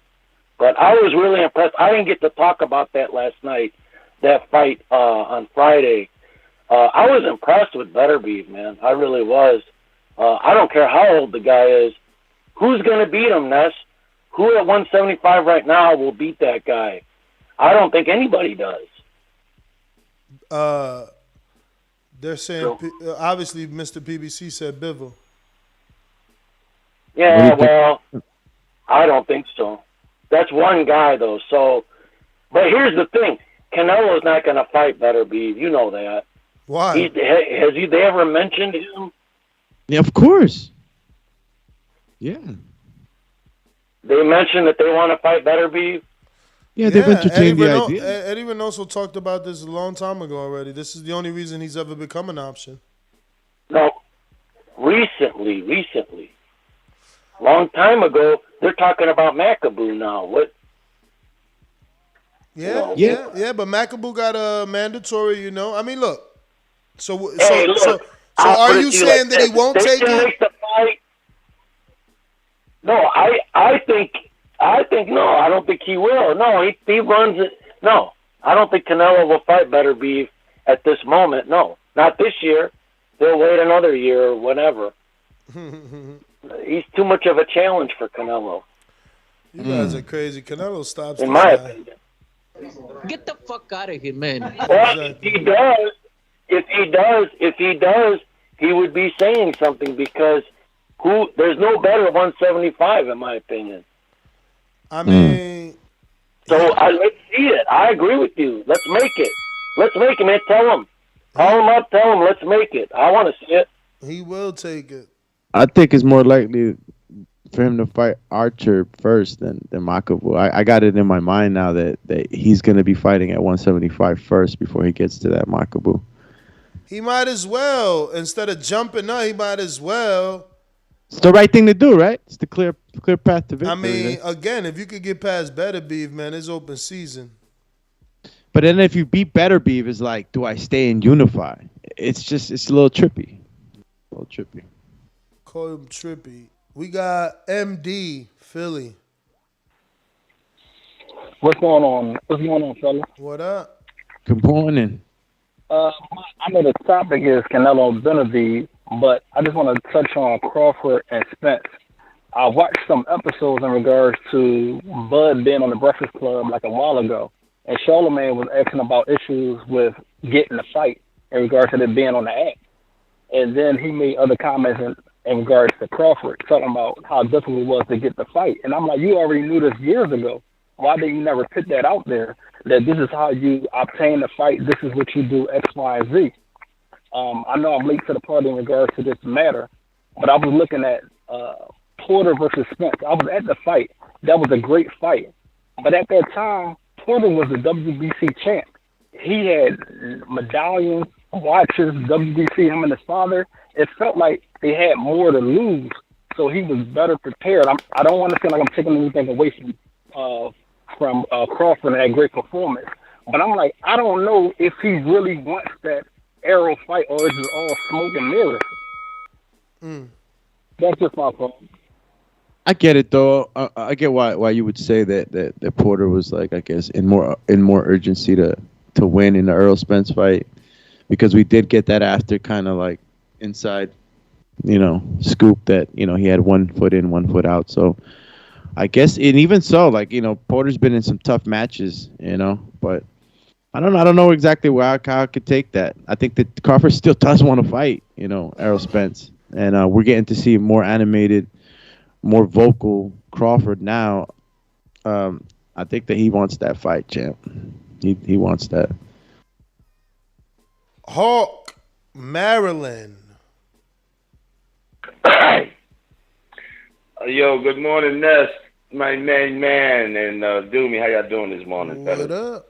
Blessed, brother. Blessed. Ain't too much. Yeah, so Beeble. Now I got Canelo going for that, either that cruiserweight or I don't know. I think Triple G will have to gain some weight. I don't think Canelo going back down that low, no 160. But far as the light heavyweights go, I don't know what nobody ain't seeing. Ain't nobody beating Bivol. It's Bivol. It ain't that guy, the Russian guy, Beterbiev. He's tight. He ain't a better boxer than Bivol. Bivol gonna beat them all. I don't see Bivol losing to none of these guys. As far as boxing wise go, if you look at a pure boxer, nobody's beating Bivol. So I think Canelo gonna skip over, go to that fight, even that cruiserweight fight though. I don't think he's going for no Artur Beterbiev. He ain't got no name really. I ain't really a draw. I mean, he can fight pretty good. He's pretty good. He's good at fighting, but I still don't think he's gonna beat Bivol. Bivol's the best out there. People just ain't noticing it yet, but they'll see once he start clipping off the big names. He definitely is the best boxer out there as far as the light heavyweight division. But yeah, that's my call. I don't see it. I don't see Canelo messing with that guy. I think he's gonna go to where he's going to. But Bivol is the most dangerous at the 175. Ain't nobody beating that boy. Man, Bivol's that dangerous. Huh? He's skilled at boxing. He's a pure boxer. He just went 12 rounds in the unanimous decision with Umar Salamov. Yeah, he might go 12. Oh. Okay, you're going 12. But as far as boxing and taking damage and staying on his game plan throughout the whole fight, he stays on his game plan throughout his whole fight. I mean, y'all got to go watch him, dog. He's not going to lose, though. So that'll clear up as it goes along.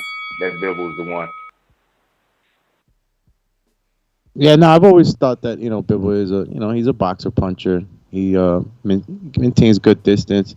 Thing is that when you're going 12 rounds with guys that, the public doesn't really know, the perception will probably change. I don't know Salamov that well, but he wasn't undefeated, a one-loss fight. He only has one loss in his record. But Dimitri Bivol going 12 rounds with a guy like this, I know this guy Salamov is nowhere near Canelo's ability. So, he can box good. He knows how to jump in and out. Uses the jab pretty well. But I think that you guys are not seeing, the holes that can be picked out easily by Canelo in a fight with Bivol. You know what I mean? Bivol's going to have to stand and fight. I mean, unless he's going to just pop the jab and, work the Floyd method. But Bivol's aggressive. And I think in his aggression, I think Canelo can find something in there.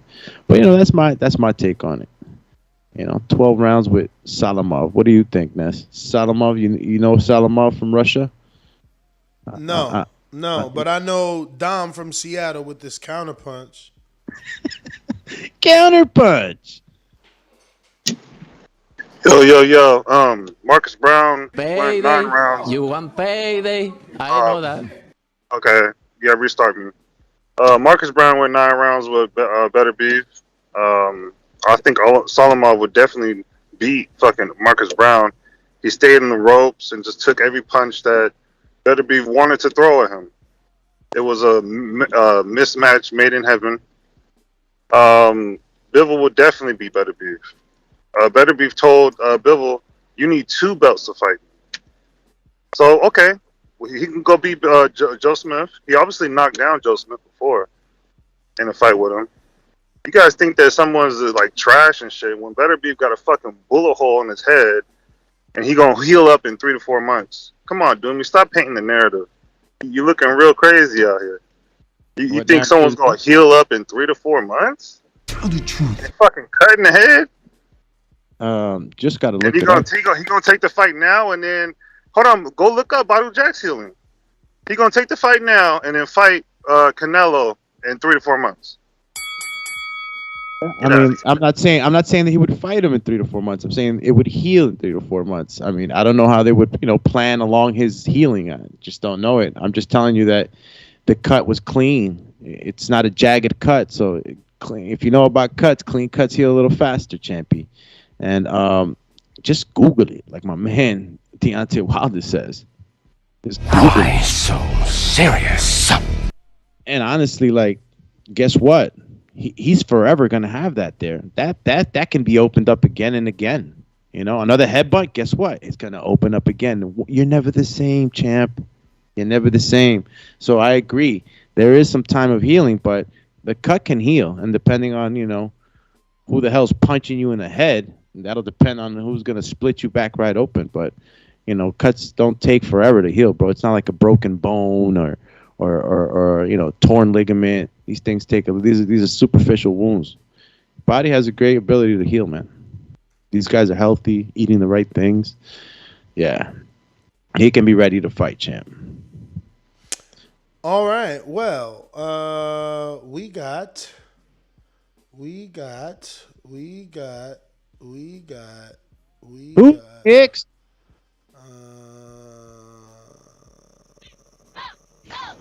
Who's next? David. We got David Maldonado. Listen, they guys don't know nothing. No, I don't know nothing. Only I know everything. We did it first, and we motivate even the greats. Oh, what a big shot by Lopez! I told everybody. TheBoxingVoice.com. What he done to the boxing world to be number one in a junior weight division? SDS Promotions.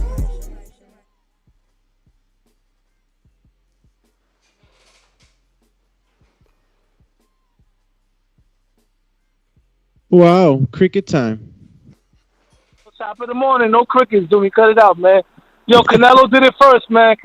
Canelo did it first. Canelo was the first undisputed at 168, first 5-division champion from Mexico, if I'm not correct. And Beterbiev, what can I say, man? Canelo is the European assassin. That guy stands no chance against Canelo. Canelo's the kind of fighter that punching power is not. You gotta have A+ level skills. Canelo has the athletic slickness and head movement of a black fighter, the body punching of a Mexican, and the left hook of a Puerto Rican. Canelo would stop that dude, body bag style. Hey, yo, Ness, inside source, and you're wrong. Josecito Lopez is going to be a tune-up for Danny Garcia at a catch weight of 150 to introduce himself to the junior middleweight division. Inside source, but I can't say names. So Keith Thurman is not getting the luxury of 2 tune-ups, my man. He's going to get the tune-up with Lou Diamond Phillips, and then Terrence Crawford is gonna fight him and beat him in July, which is going to set up the Errol Spence versus Terrence Crawford fight. John Snow. Bro, then let me ask you a question. Who's Crawford going to fight in July? Because he ain't going to sit out for a whole year again, bro. He got to fight somebody. He's not going to be Josh Taylor. Homie, why are you thinking that who Crawford got to fight is somehow Al's problem?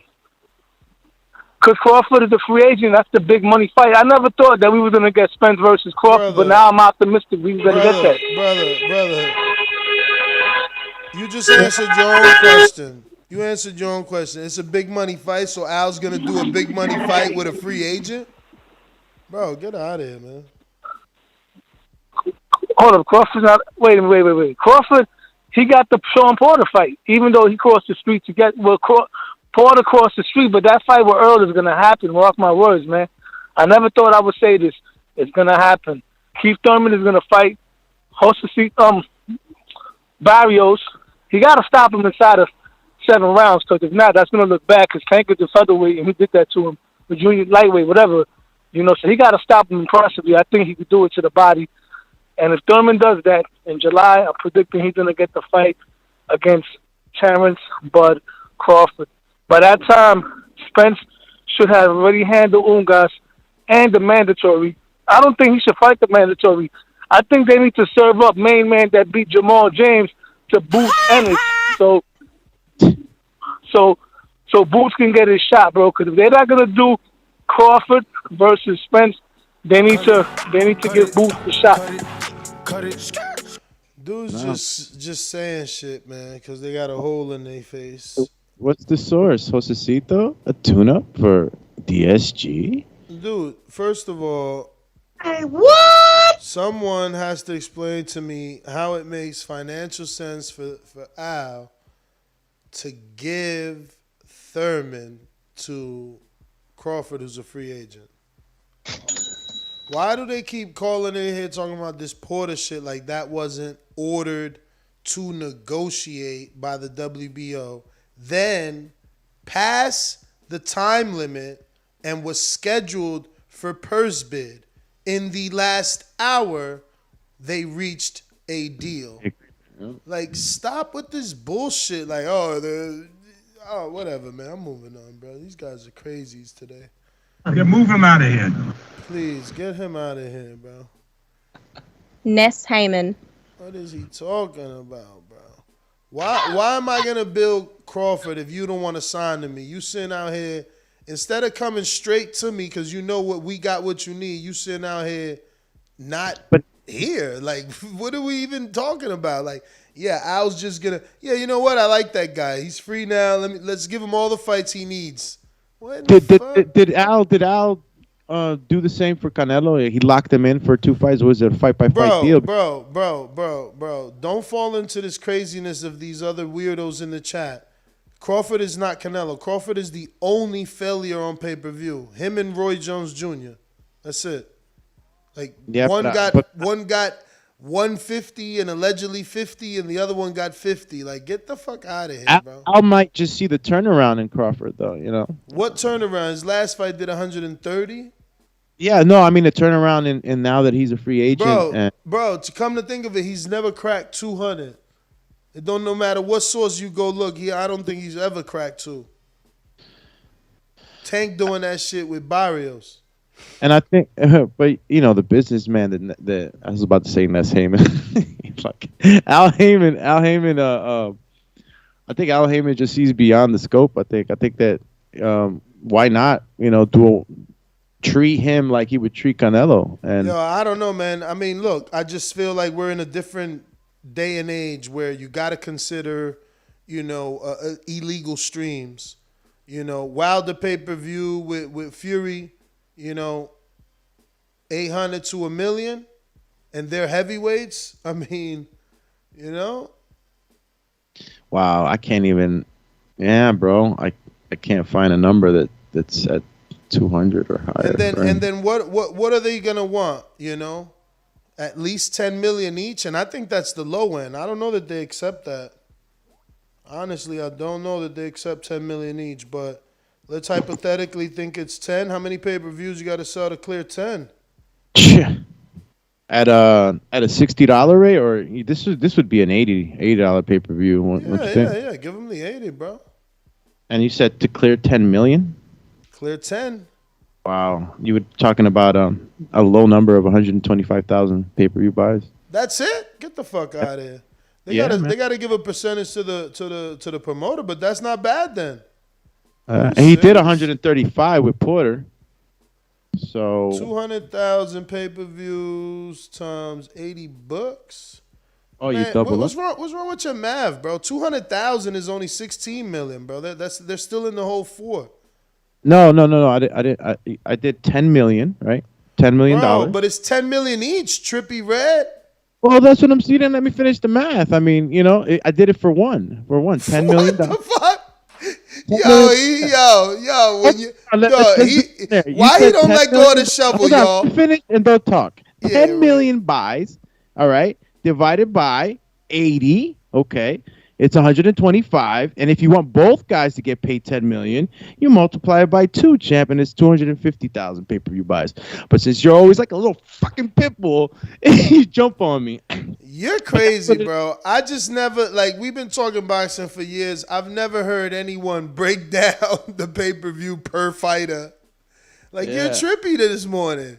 You gave me the 10 million. You had some fucking puffy, what is it, puff pastries this morning. That's what happened to you. Yo, them peanut butter cookies. Shout out to Puff Pastries. Ness gave me one of them things, and it was like, I bought it like at a gourmet cookie shop.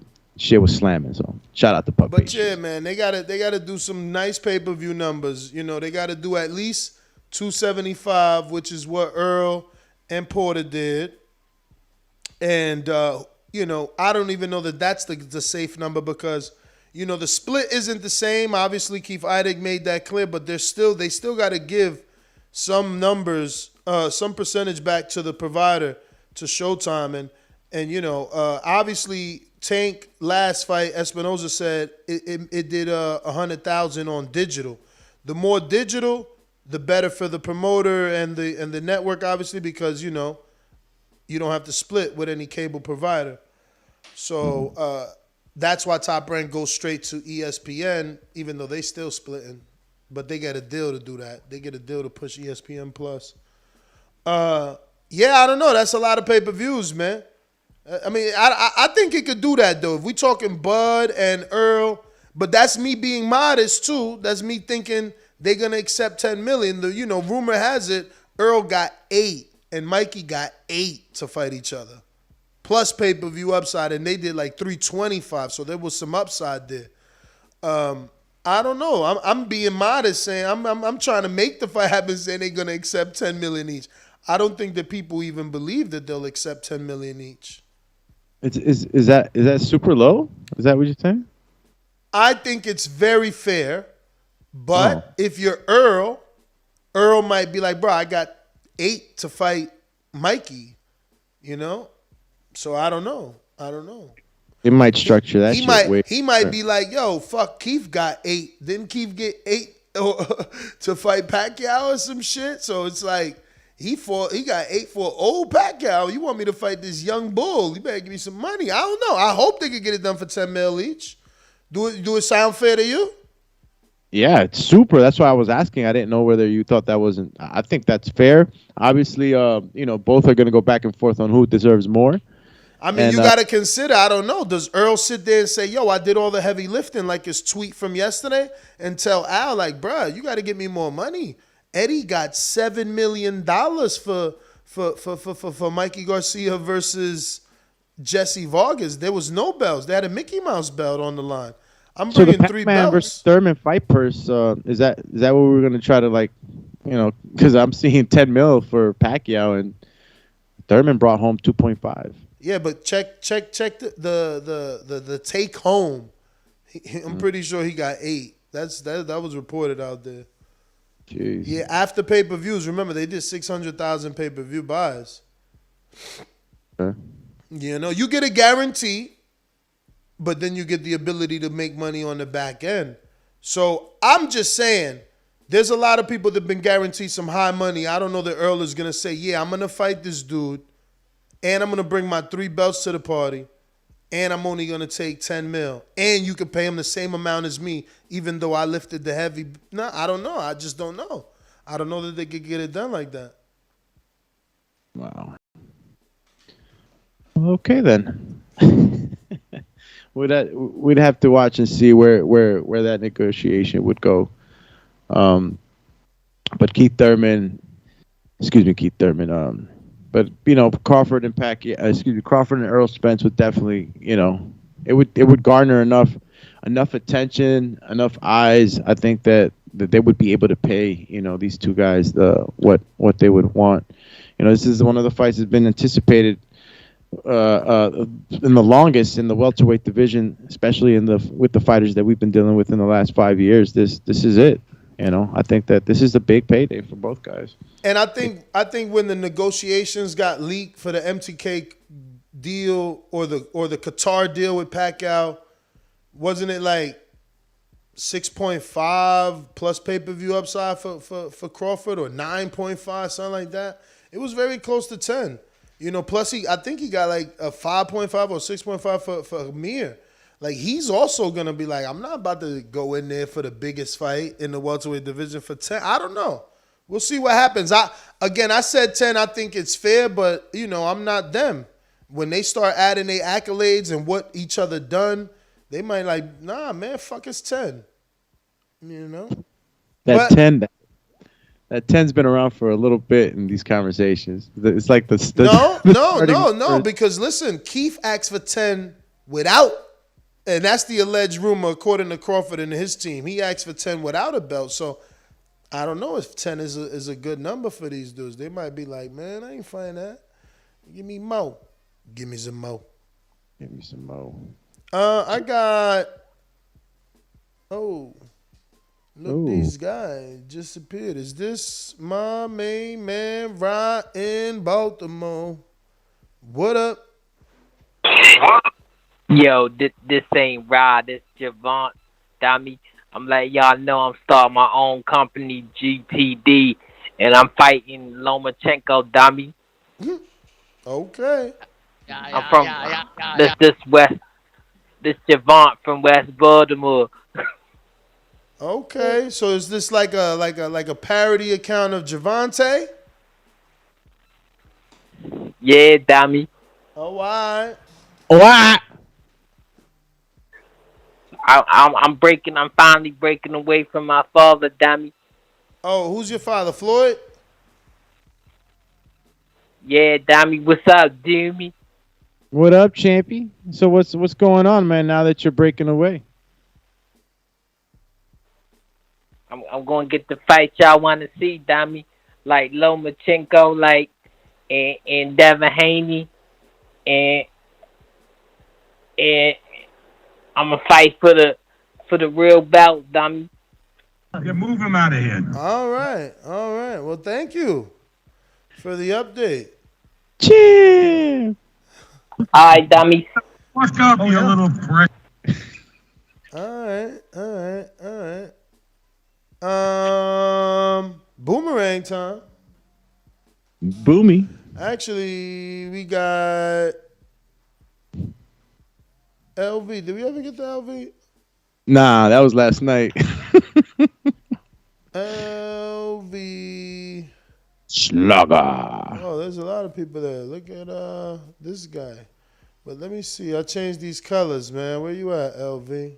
Colors. This guy's over here seeing the rainbow and shit. Colors.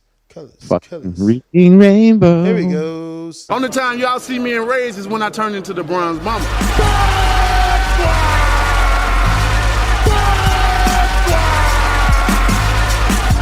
I want a body, and he gonna be the body. The ambulance better be ready. The medical better be ready. The referee better be ready. They better have that towel to be able to throw it in. SDS Promotions. Was he right? LV Slugger.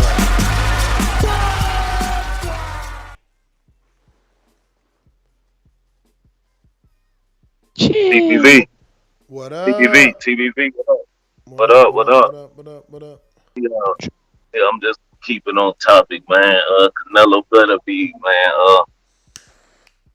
I don't know, man. Like, we just had to see it. You know, we just gotta give him, you know, if he's able to beat a better be, we gotta just give him his credit. We see the power better be got.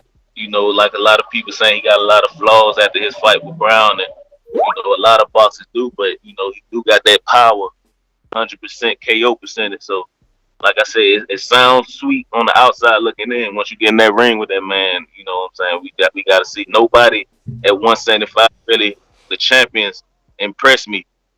You know, for real, say that he beat a better be. You know, I don't really, Bill ain't really been impressing me lately.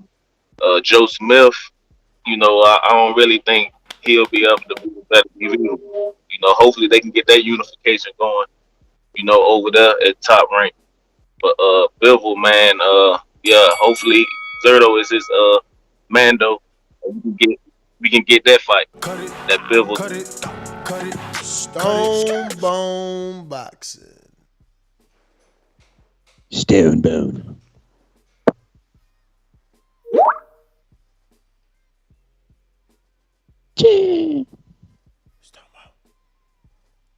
Cricket time. Can you hear me? We do. Can you hear me? We do. All right. Yeah, I'm driving, man, and it didn't keep connected to my Bluetooth. That's why it was. I'm like, damn, I can hear y'all, and I'm hearing you in the car, not on the phone. Yeah, man, I'm interested. I'm interested in any of those fights. If Canelo gonna go to 75, I think Beterbiev is probably the tougher challenge, but Canelo got a little bit of a wiggle to him, and a lot of them European guys, they have no wiggle, they have no athleticism in their hips. They don't have no. Canelo don't got great foot movement. Straight up and down like one. Up and down guy. You disconnected. I think you connected to your Bluetooth, champ. Oh, yep. I'm right there. Can you hear me? Yep. Yeah, let me try to turn that shit off. Man, can you not turn it? That's crazy. But yeah, Canelo got too much rhythm for them guys. He can beat them guys. with pacing, with timing, moving around. They too straight up and down. And I don't know if 10 million don't get it, man. Them boys making a lot of money up front, man. They gonna want. It's gonna have to be a split. You connected again. Yeah, it's like they're throwing a muffle on Nah, you, champion. it just keeps connecting to his Bluetooth. In the mountains. Yeah, it's gonna take 25 for them to split. Give Errol 13, Bud take 12. Let's get that fight going. 25 mil fight, huh? Damn, 25. Well, look at this guy. And that I don't know that that's happening. He said give Earl 13 and give Bud 12. So Bud picked up 2 extra. I mean, Earl picked up 2 extra belts. It's only worth 500 apiece. Man, hell no. He gonna be the Ring Magazine welterweight after this Ugas fight. Y'all tripping, man. He coming to the table with them ring belts that Crawford likes so much. Plus, yesterday's price ain't today's price, champ. Nah, man. I don't know. This is what I'm saying. The more we talk about it, this number looks like is higher and higher. He said 25. 25. So now, how many pay-per-views now we got to cover 25? How many to cover 25? Just do the math. 25 milli. Jesus, Lord almighty. At 80, bro. Remember, we're doing it at 80. At 80. That's 312,500 pay-per-view Okay, they still could do that. They did 345 with Mikey. They could do that still. We want this fight. Hopefully, 400,000 people could just pay and not steal. Bunch of fucking thieves. That shit is going to be very, very hard to for the next 5-10 years. I don't know how we would figure that out. But there is a lot of busting through the seams, a lot of cash that's I don't know. That's a lot of bread, man. Let me try Big Fish Vega. Call me now. You available? Can you hear me? Yes, sir. Pescado. All right, sorry, I'm in my car, so if I lose you, my bad. This matchup I think will be interesting. Beterbiev comes straightforward. I realize he comes off his feet a lot when he throws punches. He throws like a Superman jab, and I think that'll be cake for Canelo, man. A little slip to the left, uppercut down the middle. He likes to slide to the right, come with that hook. But honestly, I'd rather see Beterbiev versus B-Ball, and Canelo get that winner. I think that'll be unification. 1 belt to go. It'll make a lot more sense. And you already know, man, be the Canelo sweepstakes. You got to have something he wants, some type of accolades. And I think that'll earn the shot. So, but I think Canelo, the only one to give him real trouble will be a dude like B-Ball. I know he's not really the most exciting to watch, but no one that he's really facing is pushing him. I mean, but we see he's got power. We seen him drop Joe Smith. Big Fish, we going to... I like that idea, Ness. What do you think about that? Because we've seen what Canelo really does. He's not going to sit there and well, he's already done it in the unification in 168, fought different guys, but like fighting, strong fighters at 175 and doing it twice. I think that it would be better to have those 2 guys fight and then just pick one off and just, unify that division. These guys unify together. If Beterbiev fights Bivol, it's a unification, right? Or is it undisputed? It's a unification. And who has the other belt? Joe Smith got the other belt. That's 3 fights in order to unificate for Canelo. Yeah, he's better off. He would have to fight 3 guys. Yeah, he's gonna have to knock one of those fights out. One of these 3 top Hydra heads in the light heavyweight have to fight each other. Hydra heads. Yeah, these Hydra monsters. But not interesting enough. It sounds good. It sounds like a good game plan. You know that this is chess, and you play a lot of chess. Gee. Who's next? Let me check out it. All righty then. Let's go to Coach Mitty. I am the unified heavyweight champion of the world. I know you're booing me because I whipped the fighter's ass, but that's boxing. On this side of the pond, We're serious. Do you know what I mean? UK, Great Britain boxing is on the map. My God, I feel terrible. I feel terrible that I'm living in your red rent free.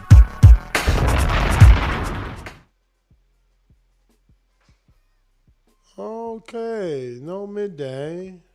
Mitty, I don't want to hit you with the crickets, champ. Keeman, Florida. Kimachenko. Kimachenko? No Keem. Oh, look who's here. Look at this guy. Look these guys. Problem is, we changed the colors. Colors. Where is Keem? Wait a minute. You say you know boxing? Yeah. What is it? Maybe I don't know. Tell me what a pool counter is. Pool counter? I've never heard that term before. That must be your term. You must have been. No, fair shake. HBO need to fire you. You don't know shit about boxing. You ain't shit. Yo, what up? Y'all hear me? What up? Champion. What up? What's going on? Doomy Ness. Good morning or good afternoon. I mean, technically it is afternoon, right?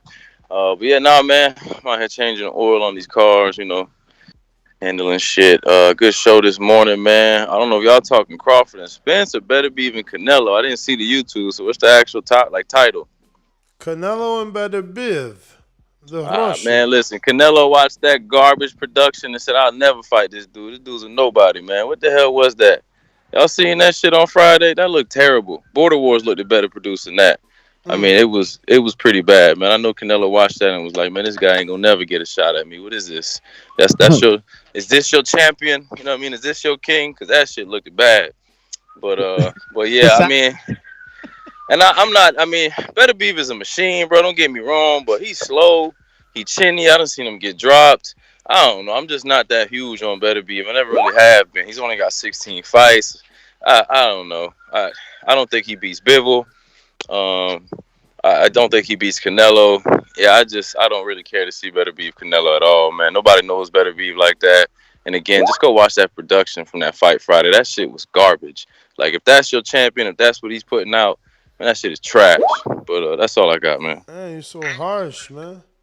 Yo, fams. Border Wars show tomorrow, 7 p.m. I was trying to ask you how you feel about Cruz, not accepting, but you dipped off and shit. Oh, we haven't talked to Kimachenko about that. I know. What up, Kim? How you feeling about that? What up? I was gonna take the Cruz fight.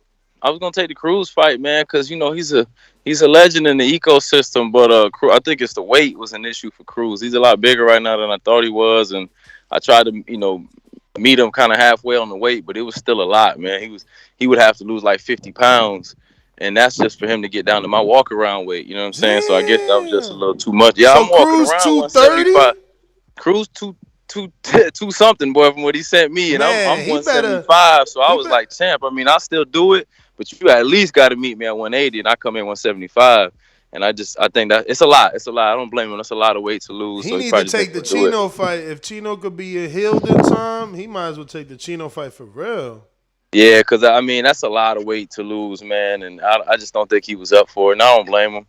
I tried to, like I said, meet him halfway. I was going to let him be 5 pounds more than me. But yeah, man, I don't know. But, yeah, either way, man, I don't know. I'm waiting on Ness Heyman to line me up with something, man. Go, I don't know. Go pull out Vega or something. Tell Vega to just pay you up front so we know he's going to make it. Vega only available if we switch the day, so we got to... yeah, you did mention that. If we switch the day, we could get Vega, Matt, and Supermax, but there's no fight for Supermax. For Matt and Vega, obviously there's fights, but I don't have anybody for Max at the moment. Matt versus Show Kid. That's what I want, man. That's what we need. Redemption for Doomy, man. He need to take his job seriously. That shit was Doomy got to fight too, don't he? Ain't he fighting Doomy Santos? Nah, he ain't fighting that dude. Doomy ain't ducking that dude. Oh, man, don't do that. Not the Doomatron. Yeah, he's too busy, man. He can't fight. Too busy. Doomy do too much, man. He be refereeing and judging and doing all type of training, and he got a lot going on. Mm-hmm. Too much. Yeah, but yeah, I appreciate y'all, though, man. All right. Kimachenko, before you go, are we gonna see? Yes. the new Kimachenko, the aggressive Kimachenko we've been waiting for. Because you've seen how Lomachenko been doing it. He's been real aggressive, man. He said Nah, I he was know. I was just gonna say, well, you see Lomachenko done switched it all up, man. I'm trying to switch it up too, man. Honestly, I've been working on that in the gym, just using, like you said, using the footwork and the movement to apply pressure. There's a way to do it. You just gotta be calculated with it. So a lot of it comes with how deep I tuck my chin, what I'm looking at, how I'm again, my distance, all those type of things. When you work on those, you fine tune those, you can use the movement to still apply pressure and be a more forward fighter. So yeah, I'm definitely working on that, man. Absolutely, man. You I get got it. till 'Cause that's April, man. exactly 4 what it months is. is gonna be a problem. I'm telling you that right now. All right, listen, I saw glimpses of it last fight. Let's go, champ. Yeah, absolutely. All right, y'all. Appreciate it. Yo, Brandon is hilarious with this, like, What you for the talking about? people shit. He like, yo, you should switch the date. I agree. You switch the date. You should, man. But Brother, like, we got 13 fights. That's 26 fighters that agreed to that date. How the fuck I'm gonna switch it for fucking 2 fights? 2 fighters, not even fights. 2 fighters. Like, y'all sound crazy, man. No. Crazy. If fighters have already agreed to it, and it's like, Bruh, oh, I can't. like you ain't see the big ass list of fighters. You're gonna go now and say that? Come on, bro. You knew 26 people agreed. Yeah, but no, it's not like they bought tickets. Anyway, No, that's whatever. that's off air stuff. You, but let's do it. Do me approved it. It's done.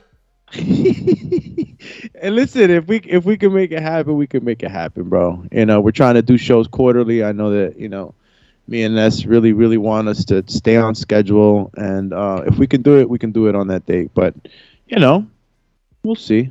As of now, that's where it stands. Who's next? Champ. I guess no one. Let's check out the super chats to see if anybody's coming. Okay. We got a couple of super chats.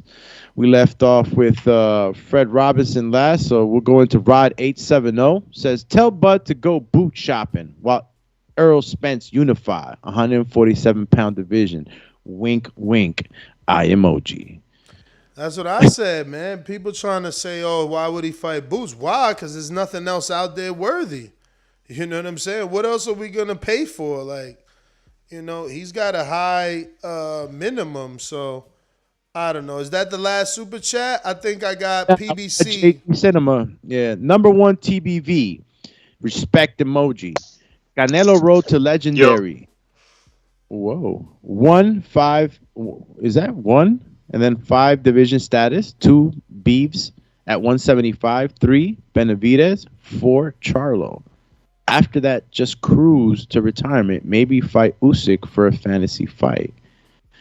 I think he's setting up a schedule. It's funny. If this is Canelo's legacy, or road to legendary status, what's Charlo's and Benavidez? If Canelo got to fight all these dudes, who do they got to fight? This is hilarious. My man, he's not a legend already. He's got to fight Beterbiev, Charlo, and maybe Usyk. Oh, okay. Bivol too. He said Beterbiev's too. He said Beterbiev, Benavidez, and Charlo. And then just even maybe, the fantasy matchup between Usyk. Let's go. We got LV Slugger with the counterpunch. Counterpunch. TBV. You. I think the Joe Smith fight gonna be more easier to make with Beterbiev with them both being on top rank. You know what I'm saying? I would like to see the Bivol fight, but I think the Joe Smith is more possible next for Beterbiev other than the Bivol. But I would love to see it. But I want to see that Zerto Bivol. I think Zerto about to be the Mando, so I want to see how Bivol do with him. For me to get a good, gauge on how he'll do against a Beterbiev, because lately he just ain't really been impressing me. But on the Charlo, I know y'all can hear me. I had went out. No, you're good. Okay, but now on the Charlo, y'all had said something about Charlo. I think Charlo gonna stay at 160, and damn, I think he gonna get that Lara fight, another common opponent with Canelo. He got that regular WBA at 160, and he'll probably try to use that as leverage. to get the Triple G Marauder winner. I think that's what he probably gonna do. I mean that's the only fight I can really see him doing at 160 over there at one PBC, and try to use that regular WBA as leverage to get that Triple G Marauder winner. But yeah, that's all I really wanted to counterpunch on. All right. Yo, so I've just been tagged by this Instagram that says they are SDS Promotions. Oh. And then it has a glove as one of the posts talking about guess who's making a Border Wars debut. And then the hashtag is El Bandera Negro.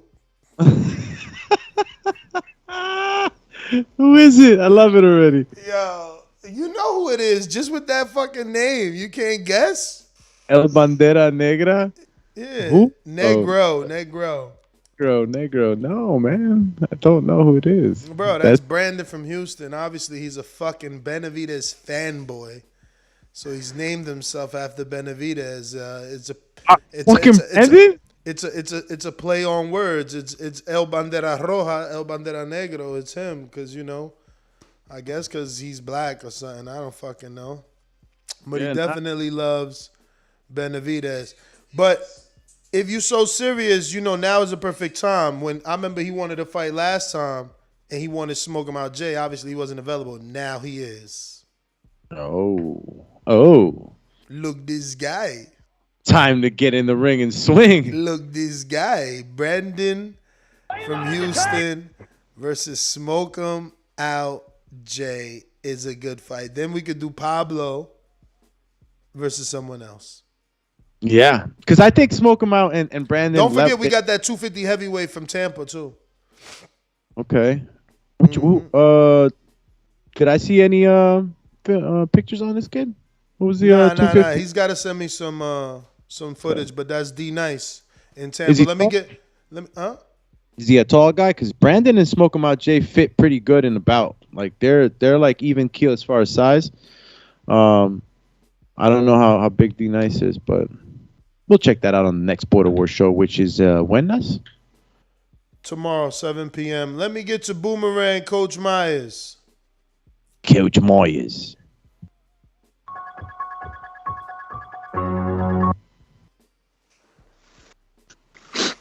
Yo. You hear me? Listos para los chingazos. Yeah, I don't speak that. But question. Since the IBO is vacant, what about Bud fighting for that IBO and at least getting another half strap to bring to the fight with Earl? I mean, I don't know who else he gonna fight, but gotta get the IBO, at least get that, stay active, fight somebody, get that belt and bring that to the party. That's my call. Hey man, that belt good enough for Bozianis and his son. They don't mind it. You know what I'm saying? They came on here saying they wanted that belt. So, it's all about what you want. Let me see who's this super chat. Is that from boom. Jay Miller. I don't know who's Miles. What? Why do you got the Italian E? No, I'm trying to figure out. I know this has been brought up to me already. Is that? Oh, that I get it. MD. What up, MD? Counterpunch.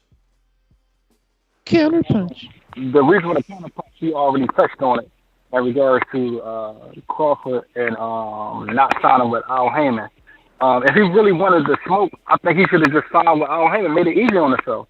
All rules aligned correctly for Spence because Al Heyman made it happen, though.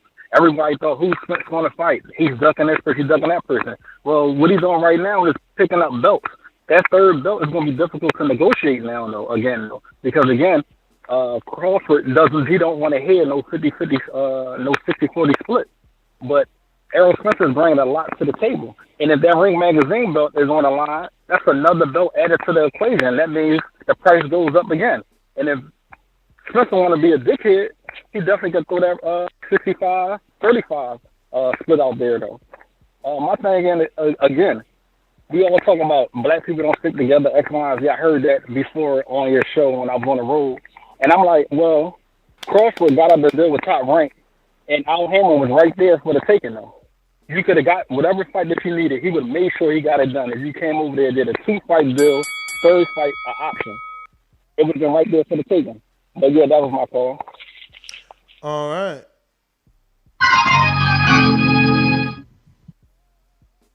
Mr. PBC again. Mr. PBC on the attack. Yo, I think it was 3 callers ago. Someone said Bivol should fight Zerto, and Joe Smith should fight Beterbiev. That makes no fucking sense. To step backwards, a dude that you already beat, Joe Smith, and not fight him again for his WBO belt. Some people just don't know shit about boxing. Obviously, Beterbiev is damaged goods, so he's easy work. I think the unification needs to happen. I don't want to see Zerto versus Bivol when unification is right here. Zerto, to me, is what's that one dude who had the mandatory for Ugas? Stankiosis. It's a waste of time right now. I want to see the unification. Bivol's not damaged goods. And Nez, can you get your producer to step up to the occasion? I had a bet with him, but obviously he's ducking. What you mean you had a bet with him? The Ugas, he said, Staniosis and Ugas is about to fight. We had $25, man. Hey, what happened? And he's not responding to your IG messages? Nothing. So he's listening to this right now. It's crazy. That's my call. Oh, well, damn. Looks like I'm gonna read this Jay Miller super chat with my ESPN tone. Canelo will make Beterbiev do all the work of collecting the belts. Then he'll fight him when he's 39 and warn, but his fans will give him full credit. That must have been $2. No, this was a Power 5. Shout out to Miller. Oh, look at Jay Miller. He stopped hating on Bud, and now... No, Jay Miller's not Jarrett Lloyd. Sorry, Jay. Yeah. Sorry, Jay. You just got the same color avatar, No face, just turquoise. You know how y'all do. We got Majimbe. We did that.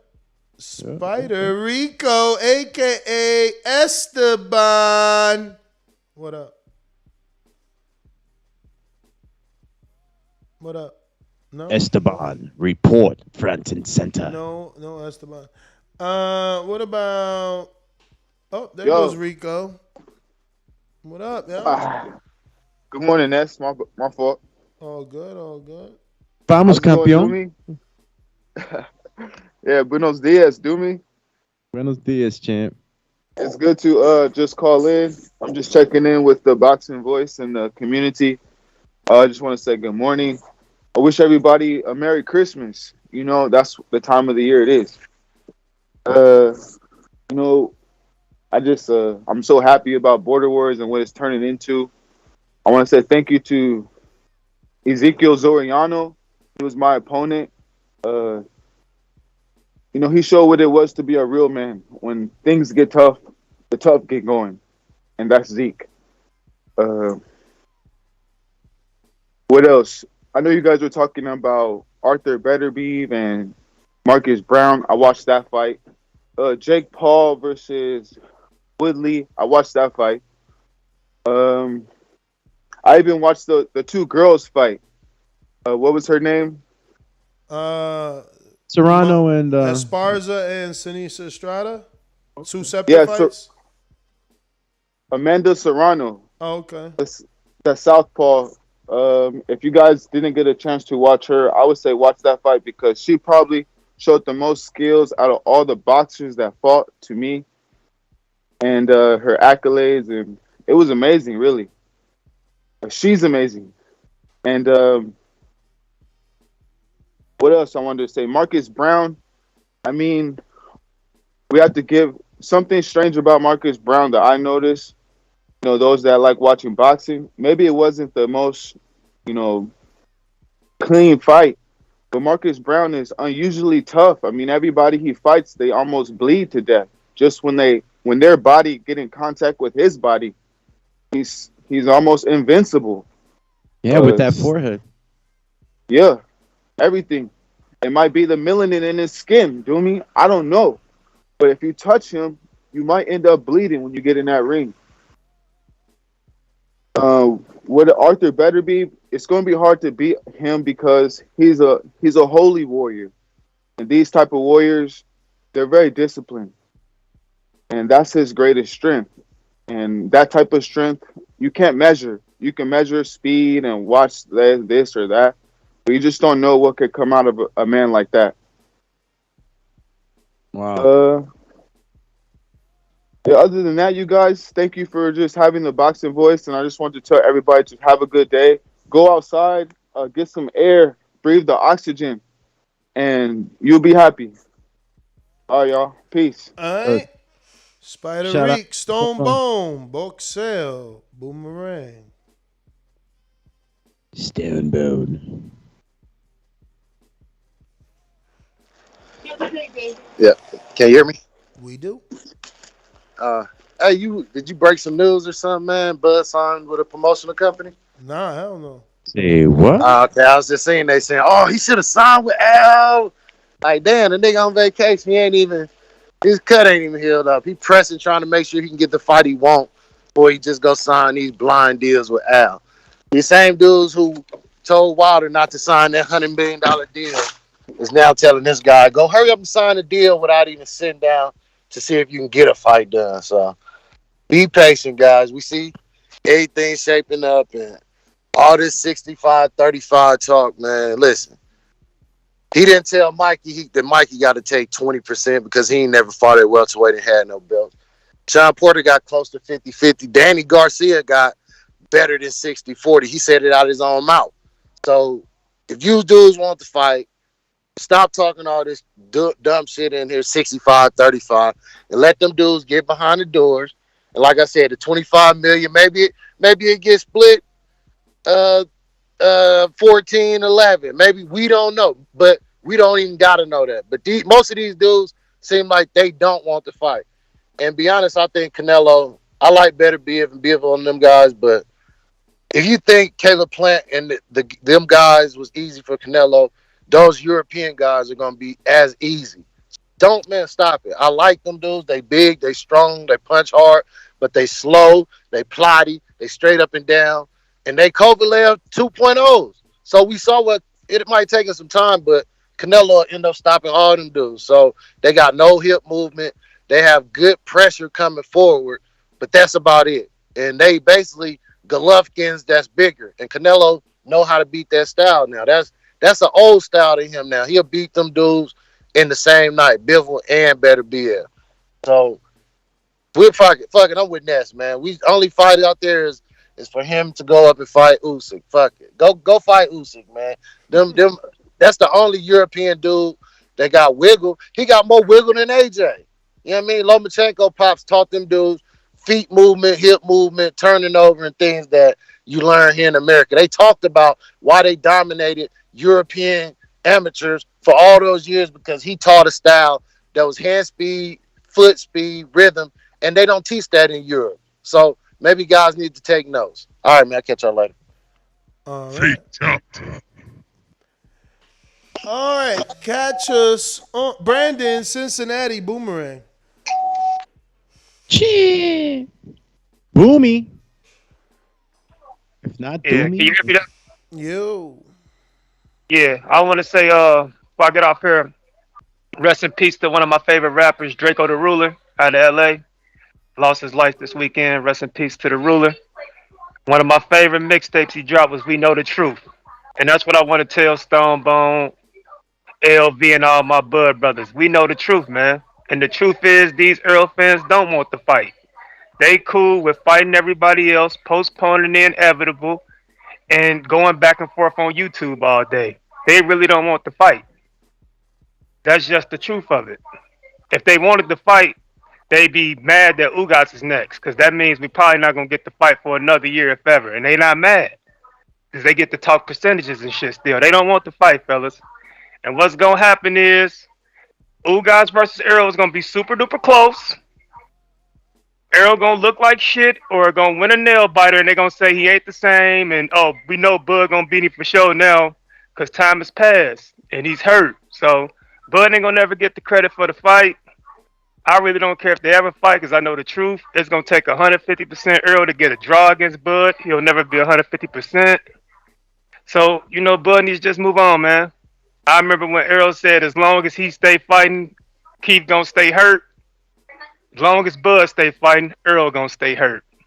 And y'all see that now. That's my call. Y'all have a good day. Nas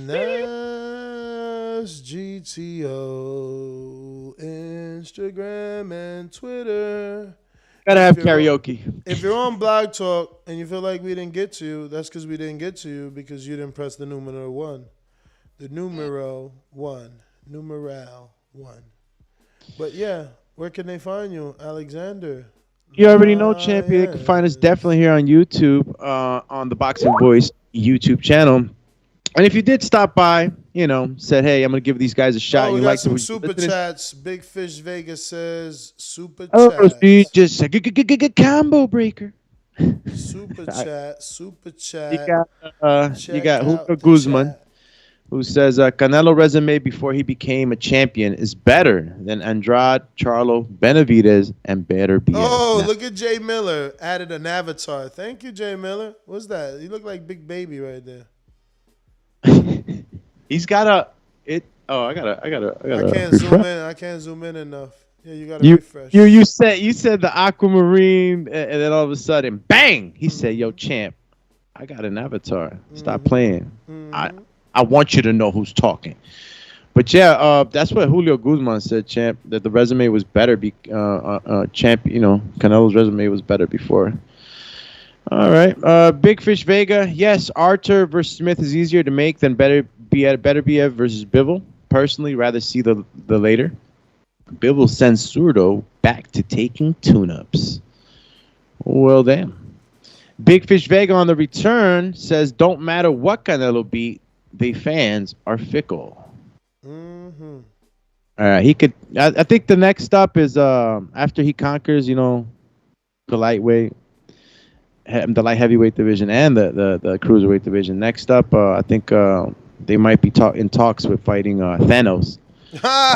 They're just trying to see if he can use, the fucking, what do they call that thing? Infinity Stones. Yeah, the Infinity Stones. They're working that out of the contract, They don't want Thanos to have an advantage, but they still don't want him to not have a chance. Yeah. Alrighty then. You can check. Line 6 read. I don't know if you're just jumping on or you want to rock out on the back call with the friends, but I need a flash to know that you want your call. If not, do me. We are out. Let's go, champ. Hash brown still warm. Out. Let's go. Bro, this is the why do you eat hash browns at all hours of the day? What the fuck? It's like a snack. I'm hopefully, a large company manufacturer of hash browns might sponsor me. You know what I mean? Bro, all right. It's a crunchy treat. You put a little ketchup on it. Oh, it's the best. But anyways, this is the Boxing Voice YouTube channel. This is the Boxing Voice, the best in boxing podcast. We are the #1 boxing podcast in the world.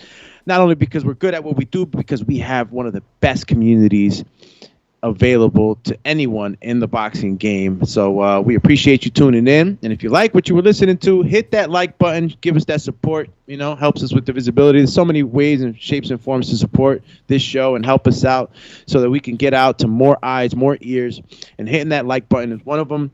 Also, hit that subscribe button if you really want to tune in with us. And, of course, if you want to be notified every time we're breaking news, that notification bell is very important for you to be able to get us at the breaking news hour. So, it's a quick little click. Click that thumbs up, click that subscribe, and click the bell all in one shot. It'll take you like 5 seconds, probably less. Click. You know what I'm saying, champ? So, yeah, go ahead and do that. Check out the C Perks tab, please, because there's memberships on here on the Boxing Voice YouTube channel, and I don't think that people are aware sometimes. Last minute super chat from London Runs Boxing says, shout out to LaRon Richards for boxing circles around Gongora. Yeah, I talked about that. I saw that, too. I got to see that fight. That shit's crazy. LaRon Richards did very good. He looked very good, in shape. And you know how Gongora is, dog. Gongora's a tough mofo. So that was a great win for him. And again, guys, this is the Boxing Voice. You got the Skip, Nesta Gibbs, yours truly, Alex_Doomsday_LAINEZ on IG, TikTok. I'm Alex Linez. I'll probably be doing some new dance moves there, shuffle dancing and all that. And Twitter, Alex Linez TBV. And stay tuned. We will be coming to you with some more entertainment. I don't know if today we'll be doing the Untitledness. Today's Monday. We definitely got to do Untitled tonight at 7 p.m. So check us out. Cheers. Peace.